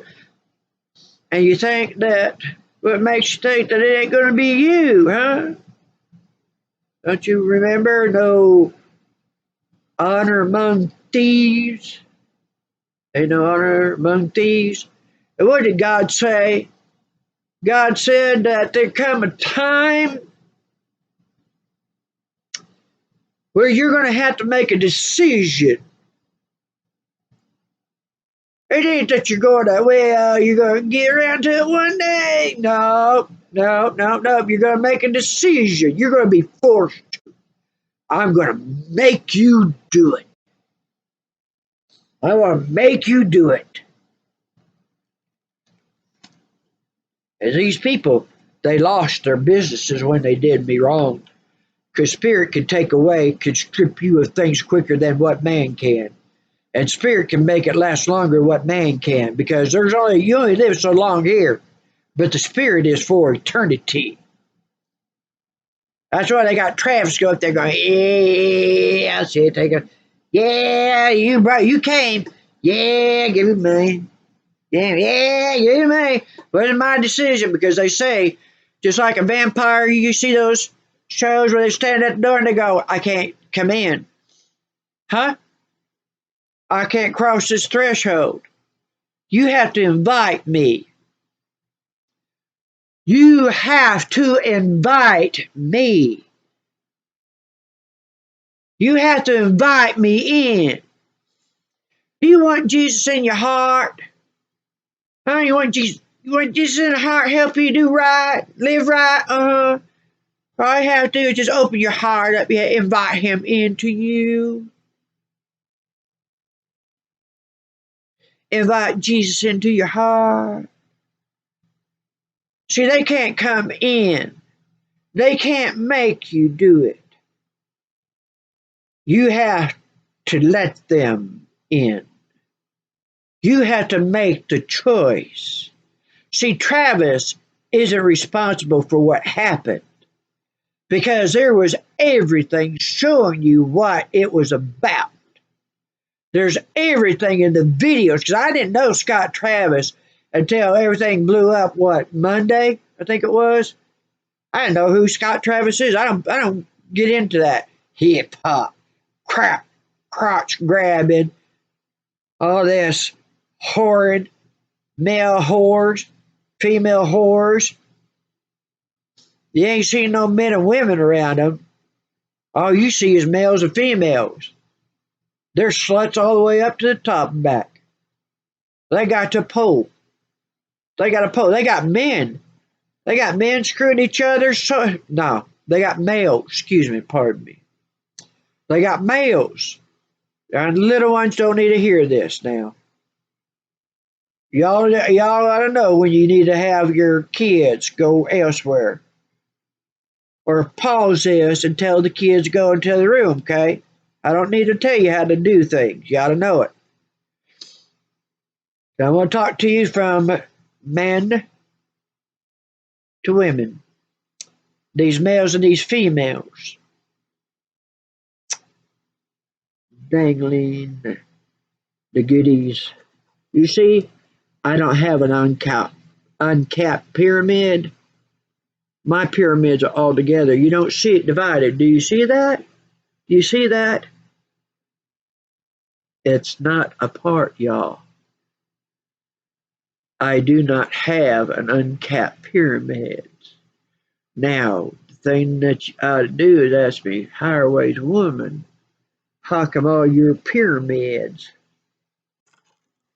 Highway's woman, how come all your pyramids? How come you don't have one uncapped pyramid?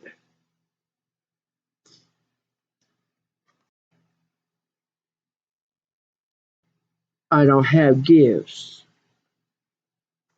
I don't do nothing for free no more. I can't afford it no more. I can't help no more.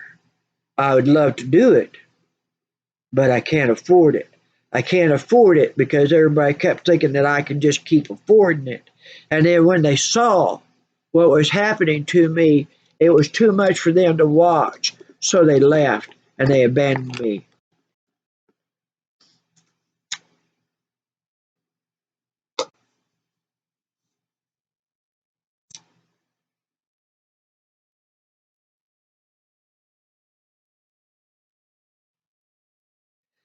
Yep, you're laying there. You got a doctor caring for you, and I'm right here where I got microwaves vibrating my body. Zzz. And I got it coming down. And they swell my face. They swell my body up. And it make me hurt. It broke my arm. You see that? That's what a direct energy weapon did. I was stepping down. I was going down a porch. Bam, they hit me. And I woke up. I was on the concrete. I was still out of it. My friend, because I was at my neighbor's place, I was visiting with him. Come down the steps. He was down there when I got hit. And he couldn't see it, but if there was cameras, you'd see it. You'd capture it. It's a white beam. I've seen it many, many times. I've captured it on camera many, many times. I've had it up on the internet many, many times. I've been showing people. I've shown them where the balls of light following me. Yep. He sat there, he's looking out my eyes, and right there he is. He said, "You okay?" And I said, "I think I'm going to need your help getting up." He got me up, and I don't remember anything until the next day. And it's still at the time now. This is 2019, June of 2019. Next day, I woke up to it. And I asked Mom what happened when I came in from my neighbors. She said, you come in, you went in, you took a shower, you come in, you went to bed.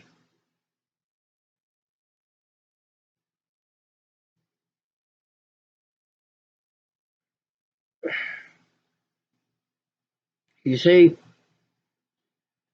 he's laying in a hospital. He's going into hospice. I've been denied to get this broken bone fixed and this dislocated elbow put back in place. I have forced it to there so I can get feed myself, put on lipstick, I can brush my teeth, I can button my shirt. You know what I had to do that? You know what I had to go through to do that? They're going, they want to go in there and they want to put in a steel joint. Well, I did go to this one place. And it was a woman doctor, and it was a hospital that I did give them some information to help them out. And while they were doing the x-rays and while we're waiting, I asked us to do this so the CEO of the hospital here, you tell them I'm here, let's talk with the CEO. CEO walks in, we were sitting there talking and stuff because they were thinking that I had these fentanyl patches on me because they were seeing places where they looked like they've been taped. And I said, they're going, oh, she's got one here, and she's got one there, and she's got one over here. And I said, I want to tell you something right now. I said, if you're going to do that, you're going to make a very big mistake because I use magnet therapy, magnet and crystal therapy, and I tape them onto me. Okay? So before you decide that that's fentanyl, the remnants of a fentanyl patch, before you decide that that's a remnant of that, you listen to what I'm saying to you. And you listen to, that's the reason why that I asked for that CO to come in there because that's what they're doing. Yes, yeah, well, you're taking this and this. What are you doing with fentanyl? I don't have fentanyl. I don't take fentanyl. I don't use fentanyl. My doctor isn't giving me fentanyl. So those areas where I can't reach to get the tape off, because it'll wear off. It'll wear off. It may take a few showers because there's tape. I use athletic tape, so yeah, it can take a while if you can't reach it and scrub it off. I have to let it wear off because I can't reach it because at that time I can't even go. I couldn't even get a fork, spoon to my mouth. We're looking at our, so now she knows. Now the doctor knows about that I have background radiology, and we're looking at these X-rays. And before I got focused in to start reading it, it's broken right there, and you got a tumor in that bone.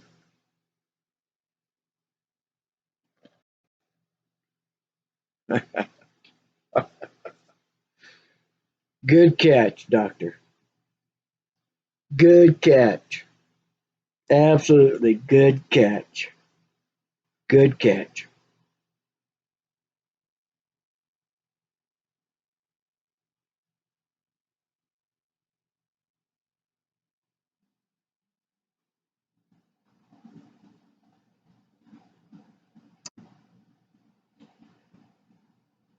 So the bone broke because of a tumor. That's why that bone broke, because there was a tumor in that bone.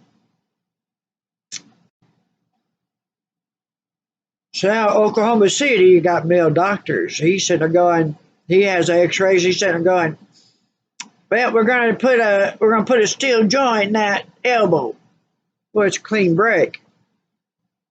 Steel joint. Yeah. Now let me tell you something, people. When they put in a joint, a false joint, there's a spike on the end of that joint. They get a hammer, just like you're going to hammer in a nail, hammer on your car, hammer. And they ram that thing, drive it into that bone. Well, if you got a tumor in there, that means the integrity of the bone is compromised. That's why the bone broke. You go to hammer that in there. Well, I didn't let them do what they wanted to do. And I found that his radiologist didn't talk about there being a tumor there. And when I brought that up to him, all of a sudden they made it real hard on me.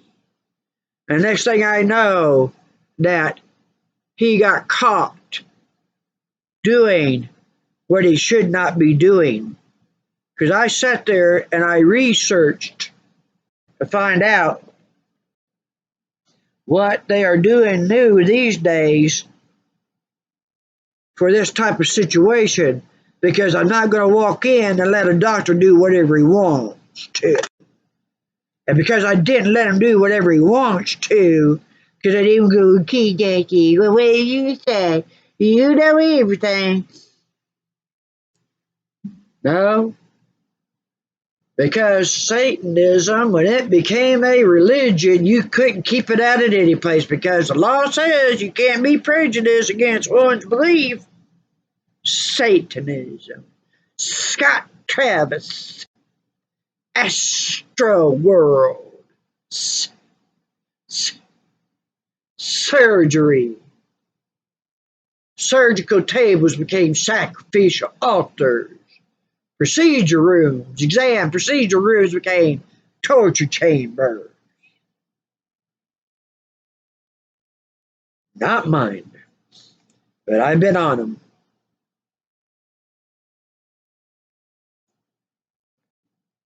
Yeah, he's got it good. But he's sitting there now. He's crying. Oh, he's crying. No, it's been so hard the way he's been living. He gonna pay, try to make amends. Now he dying. He gonna make amends. Okay, everybody. Hey, come on, get your cameras. Come on, everybody. And all you that they put in around me, so that are sitting there dumping these cats out, letting these dogs go, and these kids that have had to go back inside, because when they started seeing that the kids are coming out and playing, and we had kids riding their bicycle and racing and doing it, and they coming up here and going, Miss Catherine, can you fix my chain? Miss Catherine, hey, Miss Catherine, watch what I can do. Or I hear a kid, and I'm running, I see them down on their bike, wiped out, and I go run down there to them. Honey, for me to run down there, but I can't take it when I hear a kid cry like that, scream like that. Oh no. There's one thing that I can say about my dad and my mom. They saved my life when I screamed like that. Because had they not come there, what these two little boys are doing to me, because they're bigger than me, I did a little thing, I wouldn't be alive. I would have died a very horrific death. When I helped these kids, and them daddies weren't helping their boys with their bikes, or the girls with their bikes, the kids were coming here and they were talking to me, and I come home from the store, and Miss Catherine, can we help you carry in your groceries? We could do that. Would that'd be right nice of you. I sure would. I'd appreciate that. Yes, I would. We would love to help you. Okay. When they saw this, all of a sudden there wasn't any more bikes on the streets. There's no more kids laughing and what have you. They look at me and they do this.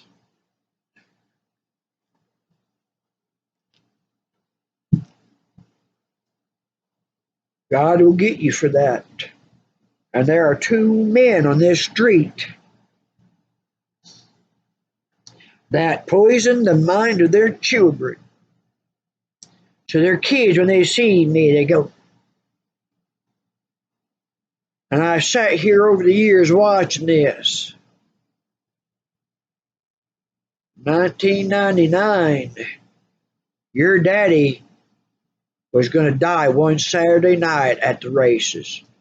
When he showed up with his dirt race car, there were people who were going to take him out. They showed me the gun. They are on their way. They are on their way to start that Saturday night dirt racing. He'd been winning too many. Way too many. Way too many. And they showed me. They told me, because that's the spirit. You see, that's the spirit. When people come in to this kind of a spirit, that's what they don't like.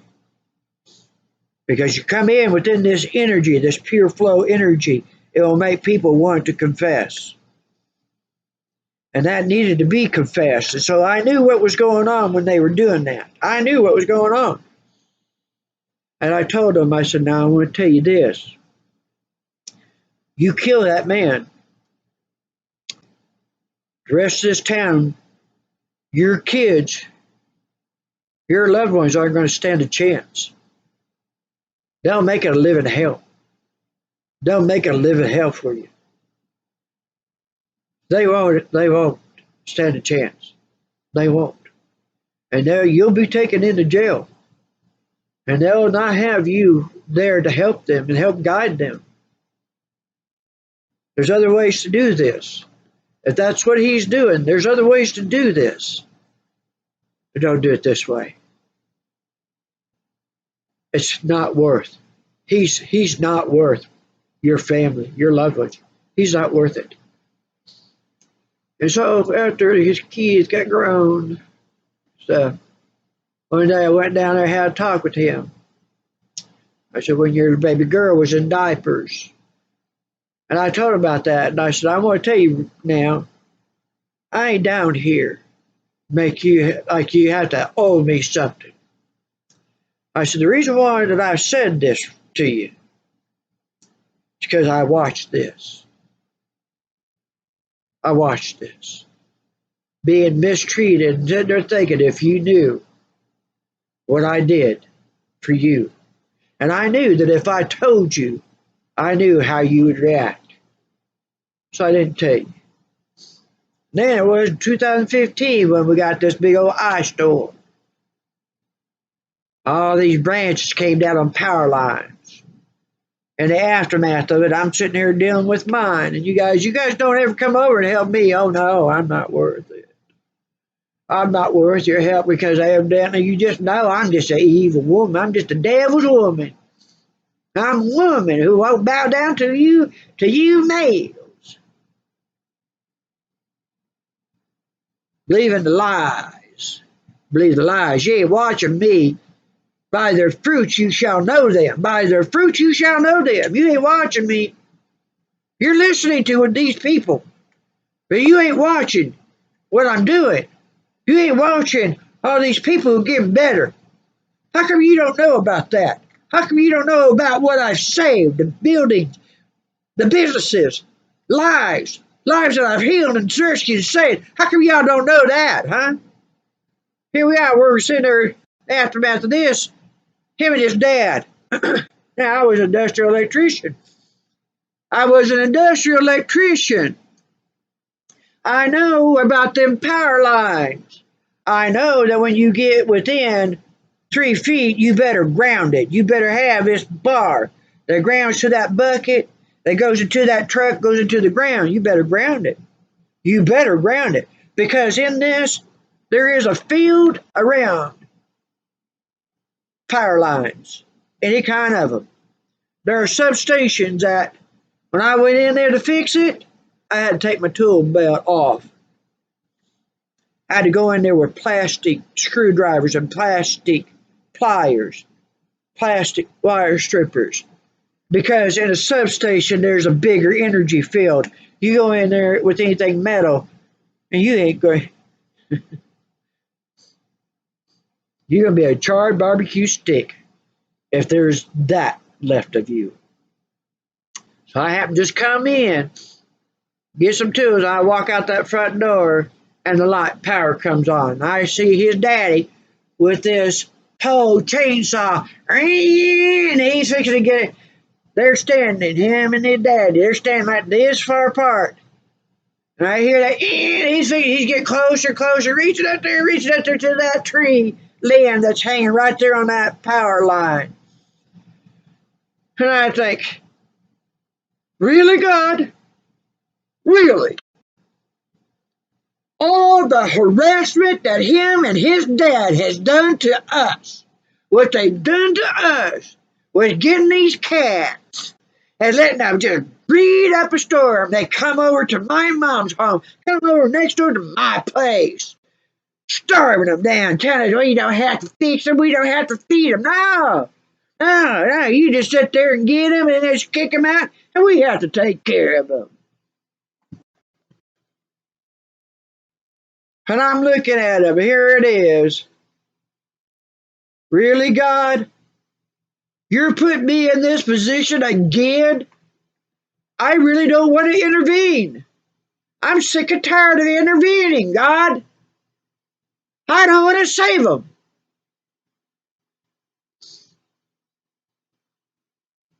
All right, fine. Fine.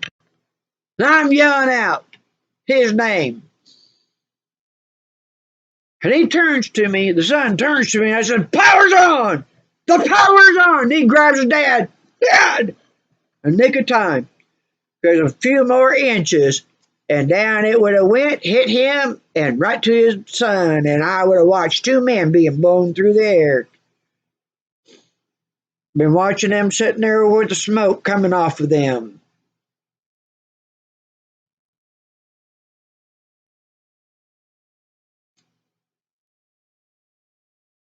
I had all the cats problem down, but his daddy, yeah, spirit will bring me around.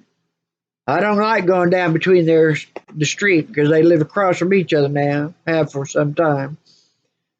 I come back from the store, gotta go take that street, take that street, take that street. I don't like going down that. I don't like going around them. Don't want to be around it. Go down it. Fine. I drive by that. His dad's got an open garage. And what do I see? He's got two cats. He's back there. He's feeding them. He's all mean and quiet like. I seen him more than once. And next thing you know, we got a cat population going on here. And those cats, they don't get fed no more. He gets them where they're having babies. Then he cuts off the food. Now they start coming over here and they fighting with mine. They come with mine, don't go. I train mine. Mine know that they don't go beyond our property. They stay on this side of the road. They come over and they start fighting with my pets. I got vet bills. They know that if they fight with my pets and they're at our doors, well, I'll feed them, get them off of here. So he's sitting there laying in that hospital bed. He won't make amends. You see, it's the way it always goes. You're going to be forced to. You're going to be forced to make a decision. You're either going to do what is right, you're going to do what is bad. Because it says, I would prefer you to be either for me or against me than to have you be lukewarm. I would spew you from my mouth. God said, I would. You lukewarm? I'd rather spit you out. Have you be a fence sitter. Because a fence sitter, well, it goes, yeah, hey, you go ahead, you do it, and I'll just sit here and I won't make any waves. I won't make any waves, so I can go in there and then I can have whatever I want. I can go into this place, I can go to this doctor, I can go to that doctor, I can go to that hospital, I can go here, I can go there. I ain't gonna make no waves. No, but they'll go, you know, there's a problem here. You know, you need to fix that.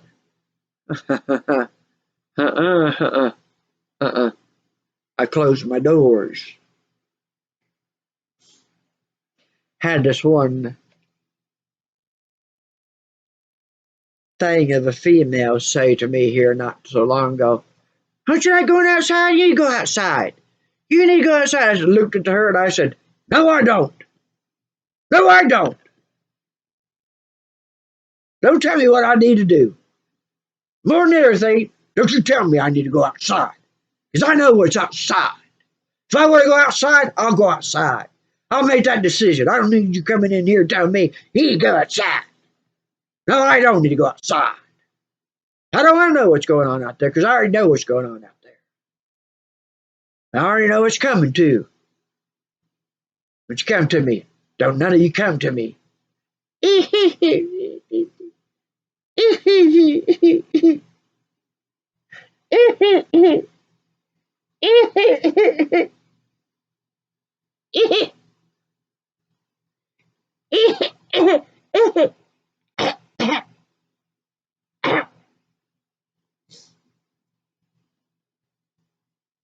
You need to do that now. Yeah, get on it. Yeah, get on it. You need to do this work. Get on it. Then you get called. Well, we got a complaint. Oh, we got a complaint. What kind of complaint? Oh, we're being told that you're being aggressive. Oh, really? Really? They're afraid of my patch. I wear an eye patch, and that makes them afraid, huh? So that gives them the right to lie about me, huh? You know how stupid that sounds? Huh? You know how stupid that sounds? She's overpowering me. Oh, they're not used to having a mature adult, huh? Telling them that you need to do your job. Why can't I just sit here and not do nothing? You can do that at your own place. Do that over at your mommy daddy's house. But you in my house. It's my insurance that's paying for you to be here. You're to sit here and do these things. You understand? She's being mean to me. She's being mean to me. I can handle it. Then they start calling my house. Oh, really, huh? I had enough of this. I'm going to tell you this right now. I had enough about this. You know, when I sit there and I tell you about people that I have kept places open and saved licenses, you know, one thing that I do, I always watch. I always watch. When I tell people that, because I want to see if there's two brain cells that are communicating in there. Because if I have the power to keep them open and save them, if I can do that, well, then can I close them down? You bet I have. You bet I have. And you bet God has. Because God and angels, they can sit there, that spiritual crime will get you. God said, I'll put you in a situation. And I'll let you put yourself in a situation. Either way, you're going to be put in it. You're going to be like a vice. You're going to make a decision. You're going to be for me. You're going to be against me. You're going to be good or you're going to be evil. What's it going to be? What's it going to be? I'm watching them because all these that sit here that have done me wrong, they got a whole lot of problems. They find themselves. They thought that they were getting very well set up, and they're finding themselves with nothing.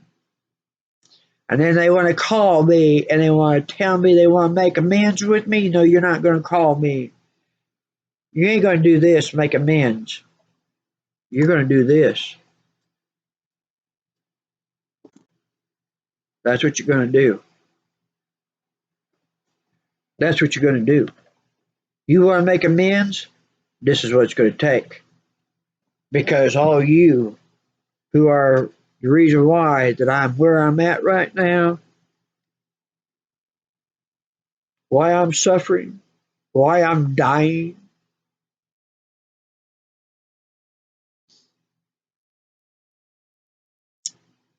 you think that you're going to get away with it. You don't. You don't. Every single thing you do and say and think is known. And God can use evil, and evil knows that. And that's actually not, they're not evil. They have to play this advocate. They have to play it. Because you got to be tested. Because you ain't going to get to be able to just walk on in, have it, and sit down and say, I made it. No, you didn't. You don't get it. Because when you get gifts, when somebody gives you something, you be appreciative of it. But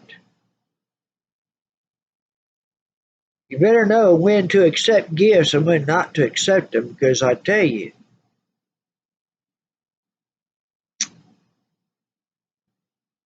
some things are given freely. If you are deserving of it, you will get that. But it ain't going to be where that you're sitting on your butt doing nothing, then it's going to come to you. Quit being that stupid.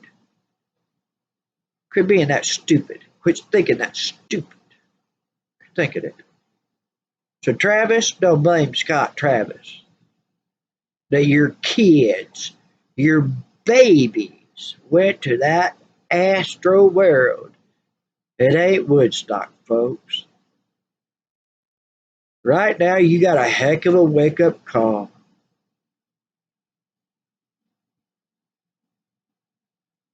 You got a heck of a wake-up call. If you don't get in there with start helping out with medicine, because I want to tell you, I've sat there and told people over and over, well, this is the reason why that they want to take me out. Because if the people backed me, if you will set things up, if you will come here, or even over the internet, set things up, work with me, I'll get you your medicine back. I can get it back for you. I can do it. But I'm not going to do it myself. I won't. I'll sit there and I'll listen. But I can't help you if you ain't going to help out. You're going to be in it. You're fixing to be in a situation here real soon. I'm not. I'm not. Because right now, I'm done. I'm done. I don't want to hear no more problems. I don't want to hear any. I want to call make amends with you. I want to hear it.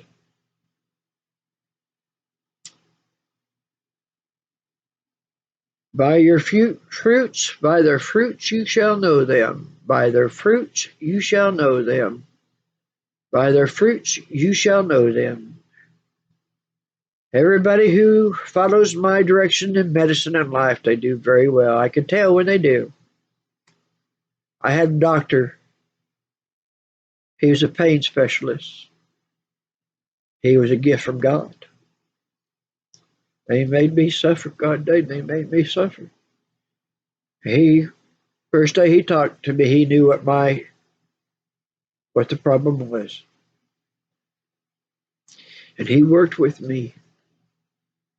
And he worked with me. He stuck with me, and I went from being down, existing on the couch because after the surgery I went through, because I had a Satanist that did the surgery, that I was on a sacrificial altar. I was on a surgical table. He killed me, but that got me to the world's number one. You don't go no higher than Dr. Takanori Fukushima. You don't go any higher.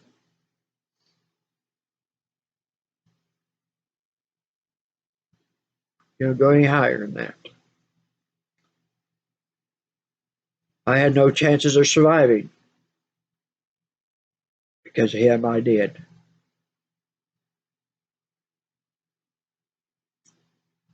But I had doctors who sat there would tell me, well, because of what other people done, they medically Jesus Christ me, put me on that medical cross. Because well, then I ain't gonna help you. You know that you got that problem, but not this one man. Finally, and he got that pain under control, and we ended up. I contacted Purdue Pharmaceutical Company. That was in 1999. They sent me a legal document, and I signed it. I am a legal representative for the Purdue Pharmaceutical Company. And we made for pain management. It was good for a while until 2017 because we couldn't get enough people to understand what was coming. Hey, gotta come to my doorstep. Yes, it is. You can do it. I'm not gonna make any waves. I'm just gonna sit right here on this fence. You're gonna get knocked off that fence. You're on the side that you're gonna land on. You ain't gonna like it. And the day came, he told me, he said, he will never leave me. He would never leave me. He will never let them hurt me like they did. One day I go in, because I tell you, never forget this one time. We'd been together about a year and a half, get close there. This one time I come in, he goes, he's mad at me. Oh, he was mad. What's going on? Michael Burdine, Dr. Michael Burdine, anesthesiologist, pain specialist. He says, do you know why you're doing so well? I said, yes, I do. He says, that's right.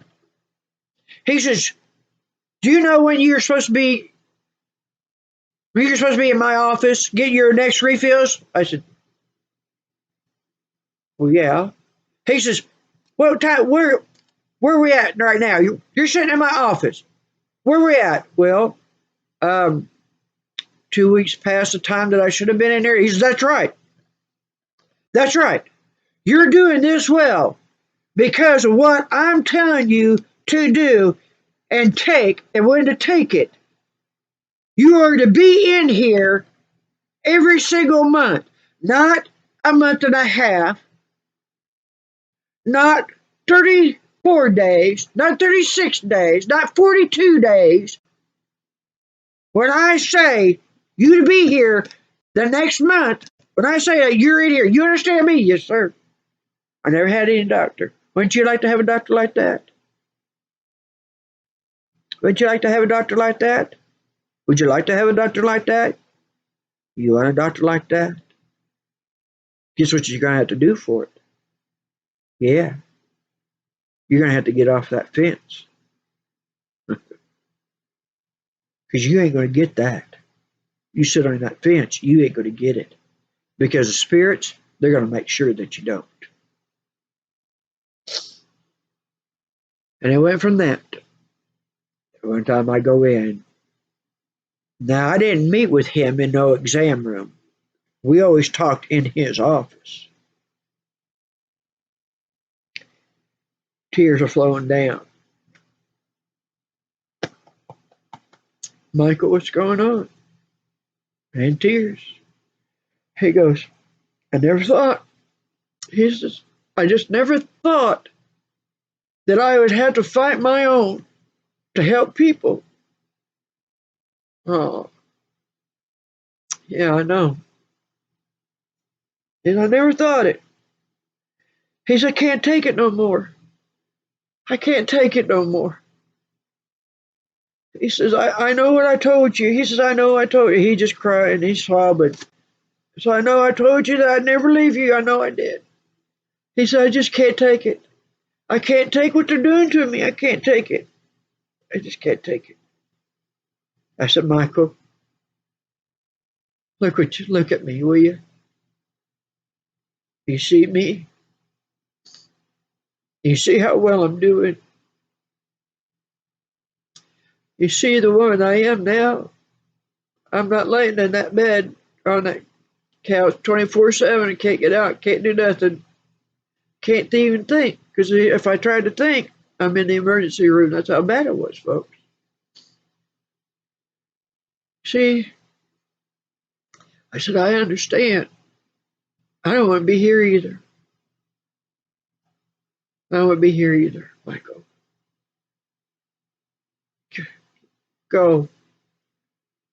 Go where you can't help the people. Okay? Go.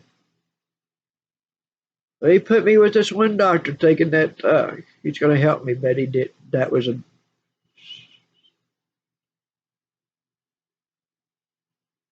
I never got a hold of Michael. I never looked. Well, I did. I knew where he was at, but I didn't want to call him because I was afraid he was going to ask me about how I was doing, and I didn't want to tell him that what he already knew because they were already over him that I was being left in the lion's den. I didn't want him to know that what they were doing to me. I didn't want him to know that because I wanted him to be able to help others. You want to know what mature people, you want to know what it's like for us? While you're sitting there giving money to Scott Travis and hip hops, where they're just screwing y'all. Got that Hennessy. I'm drinking that Hennessy. I'm gonna pour it out of me, lick it off me, Hennessy. Yeah. Oh yeah, I'm here. Yeah, don't you want to be president? I got these wins. I got this gold. They let you know that when the camera goes, it's take it off. They go, your sweatpants on, your t-shirt, and get out of here. Here's a bus ticket. That's what they don't want you to see. It's all illusion. Only it's not illusion once you fall for it.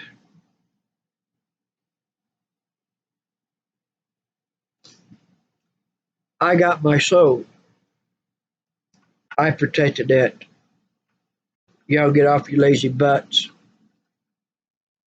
And you get into this fight and you start doing what is right because they're killing higher wage women. They're killing higher wage men. They're killing us.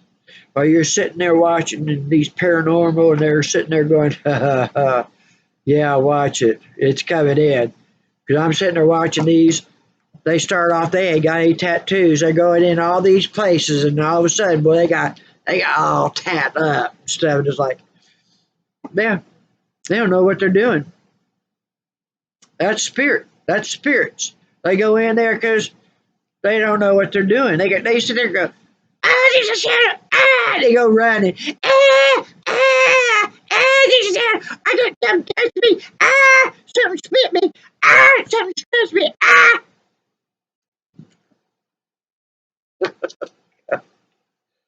Oh my God.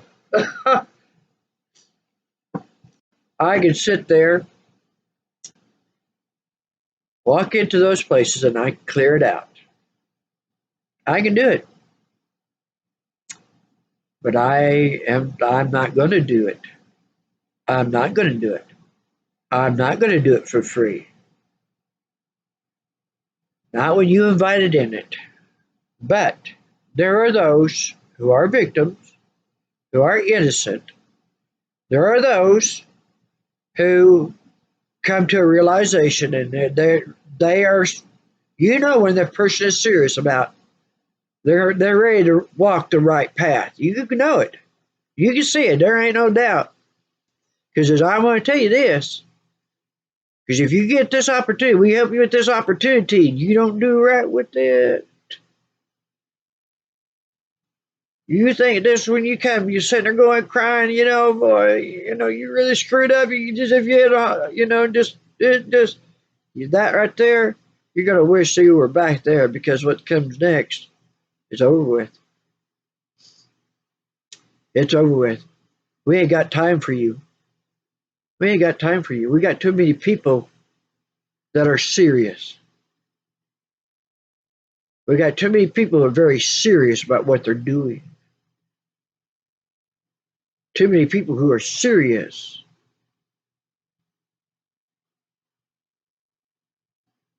We ain't got time for fools. Trying to say is that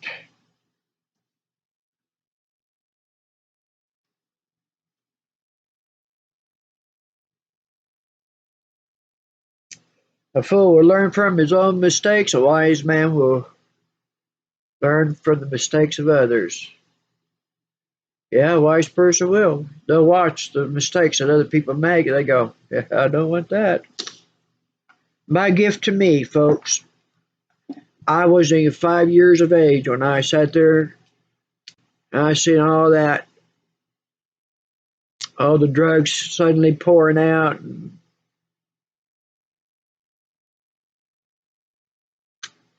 all of a sudden, families were breaking up. All of a sudden, cheating was going on. So things were really changing. And I decided that there ain't no successful. Now, I'm just a child, little child. There ain't no successful drug addict or alcoholic. There ain't no successful Satanist. It's my gift for me. I want to be successful. So I ain't going to get mixed up with no drugs. I ain't doing no drugs. I want it. I don't want it. I heard them where they sit there, you try it once and that's it, you're hooked. Okay, I believe you. I see what it's done to you. I believe you. I don't need to try it. Remember, a wise person learns from the mistakes other people make. Okay, I hear you. Don't do it. They said, don't do it. You'll be here. You'll be out there with them. You'll lose it all. Okay, I believe you. Don't get started on the alcohol. You'll be here. You'll do it to you too. Yeah, I believe you. I see it. I believe you. Never done it. Never got into it. Nope, I've never done street drugs. No, I have not. I've never shot up, snorted up, none of that. None of that. No, I haven't. That was my gift to me. Did you just hear what I said? That was my gift to me. There are souls that are uncorruptible. There are souls that are uncorruptible. That is true. And also now the wisdom in that is like what I tell God. Now I'm 59 years of age. I've had enough. You sat here and you got to find out what you wanted to find out. Who's who, okay? Now I had enough. I ain't doing this no more. I ain't working no more. I'm not doing it. I closed the doors. I'm ready to go. I'm ready to come home. And I've told him, you better make some things right, good for me. I don't care how bad the world is. It's my turn. I've suffered enough. I've had to pay for the sins of others long enough. I've been Jesus Christed long enough. I want my truck back. I want what was stolen from me back. I want my money back. I want what's owed to me paid to me. I want out of Oklahoma because I'm not a desert lizard. I'm a snowbird. I belong up in cool temperatures where the snow falls, where the trees are, the mountains and the streams. Said I like it. That's good for me. It's not good for everybody, but it's good for me. Where I'm at isn't good for me. I don't get there. I don't get that. I don't get my truck back. I don't get my what's taken from me back. Well, God, when I get home, You ain't going to be as happy to see me as I am you. And I'm going to tell Junior, Jesus, you stand out here outside the door. Me and your father going to go in there. We're going to have a talk. Depending on how he answers to me, is going to decide whether you still have a daddy or not. You understand? And that's the reason why that right now, that all the times that they've tried to kill me, and I've had several attempts on me, and I've been brought back, and I was pissed about it too. I was pissed about it.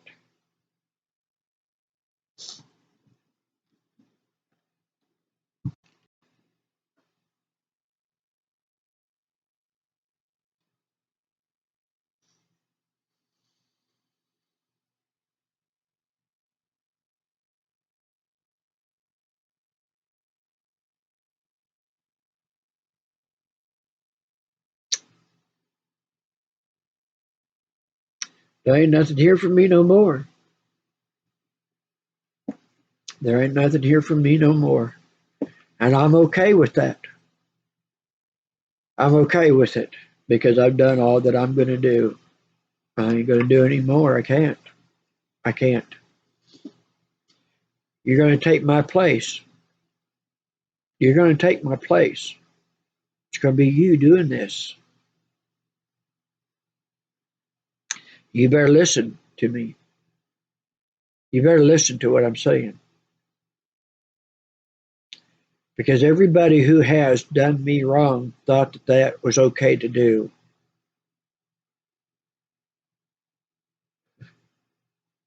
They're all paying for it.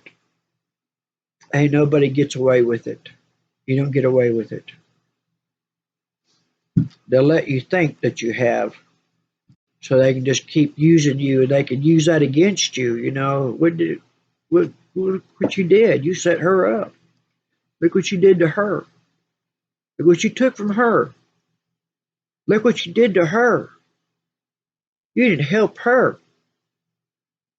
Or you beat on her. You stole from her. You lied about her. You had an opportunity to help her, but you didn't. You had an opportunity to help her, but you didn't.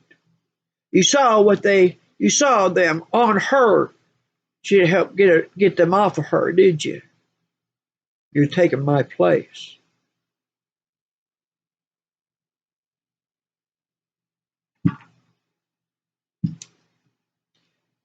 Mississippi, goddamn. Elk City, goddamn. And I told them that here recently, that if you don't, if you don't listen to me, there's fixing something come in here. You're gonna wish you had listened. You're gonna wish you had done me right. You're gonna wish you had taken that opportunity, because I promise you, I know.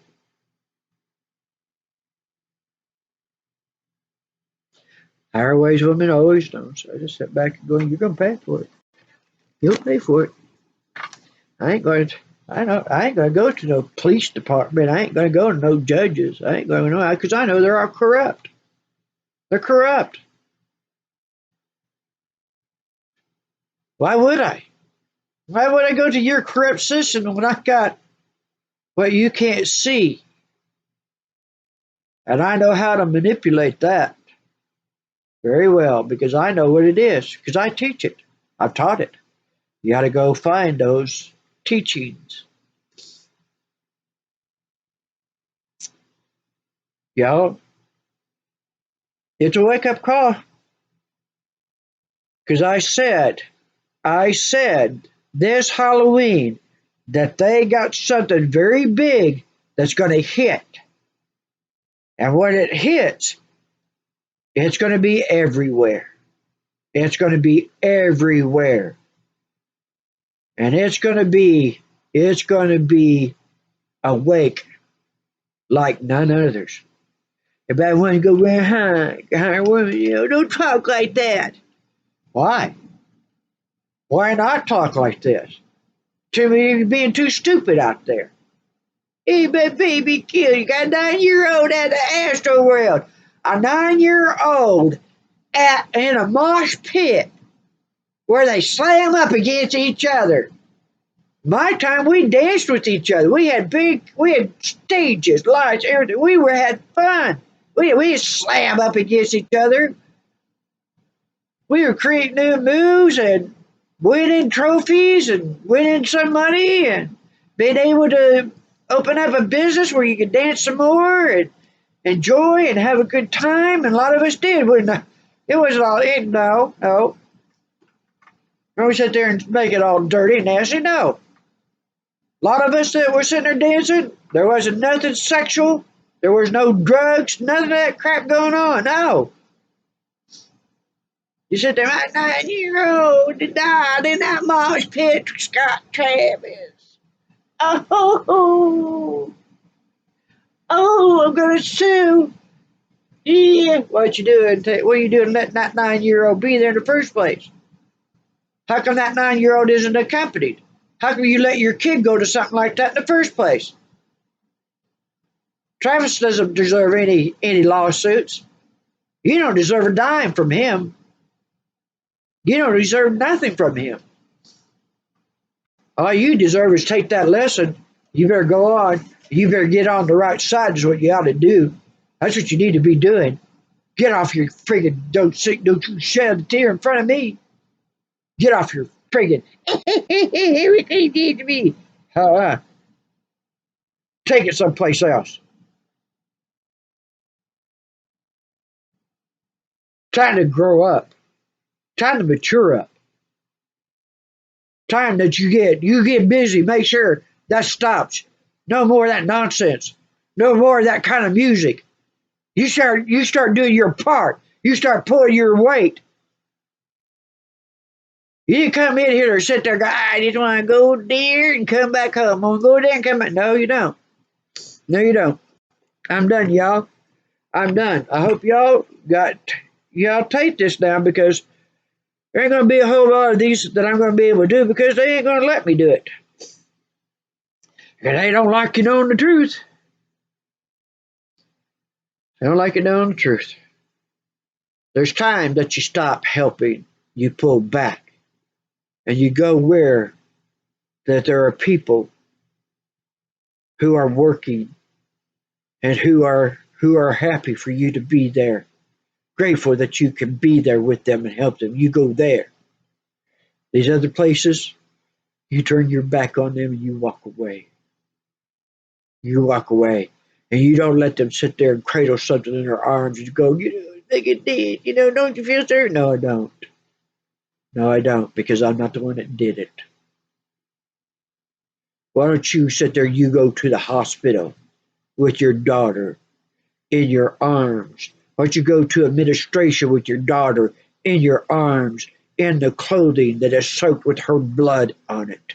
Why don't you go to the state medical boards or to the hospital state medical boards, licensing boards? Why don't you go to the politicians? Why don't you give them the evidence that they need so that they can come in here and take care of this? Because there are those who sit in high places that don't tolerate that. They're just waiting for you to give them what they need so they can have the right to come in and sit there and, Katie, by the doors, we're going to straighten this up now.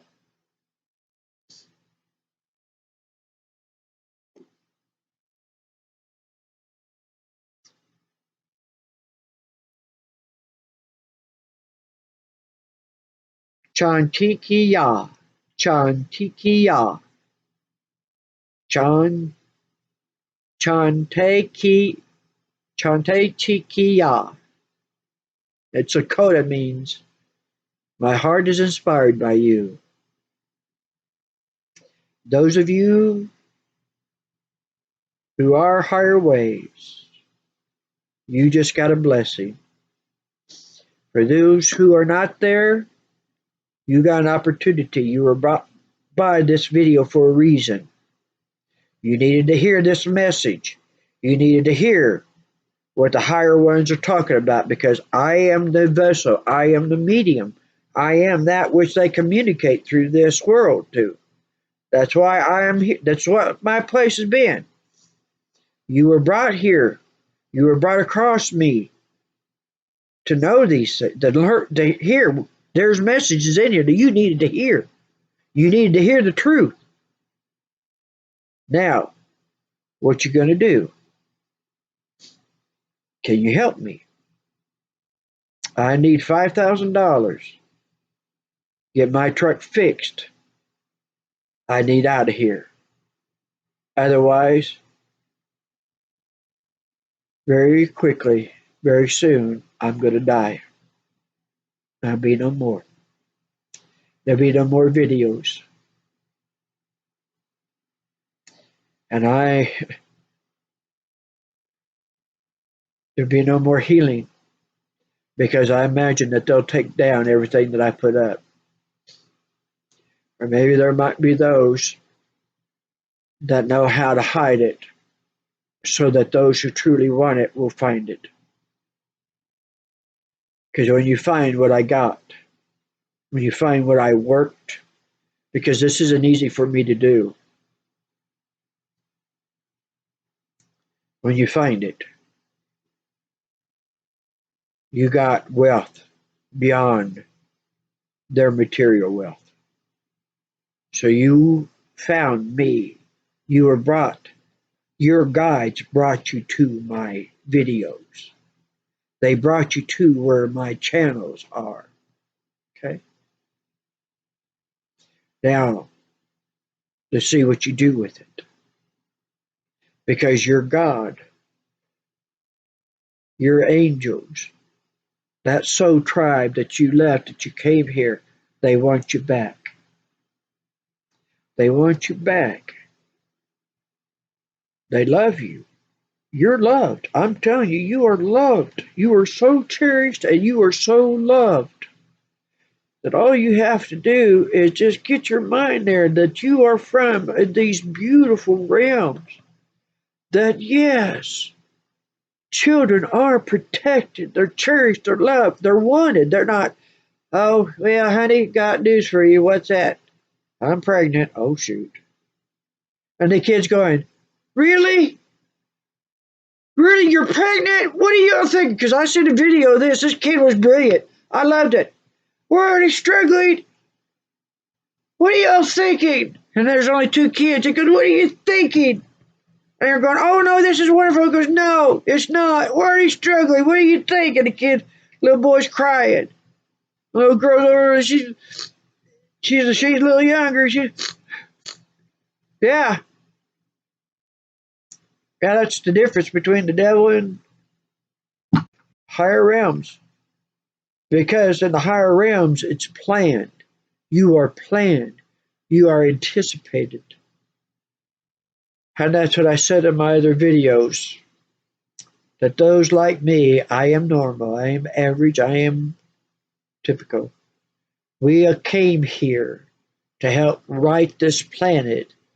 And we work to help prepare also for your arrival. I broke through barriers that they beat the living daylights and tried to starve me down to nothing and tell me that I ought to be grateful that they allowed me to have that. And as I rose to my feet, I rose to my feet,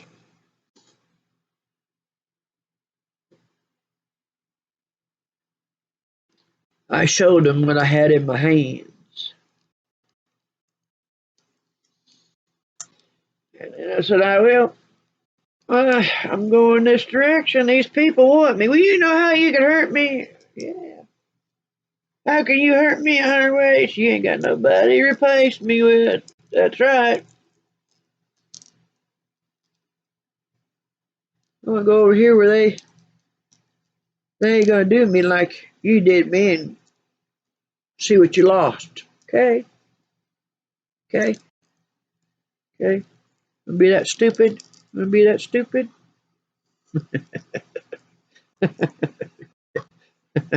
Okay, folks.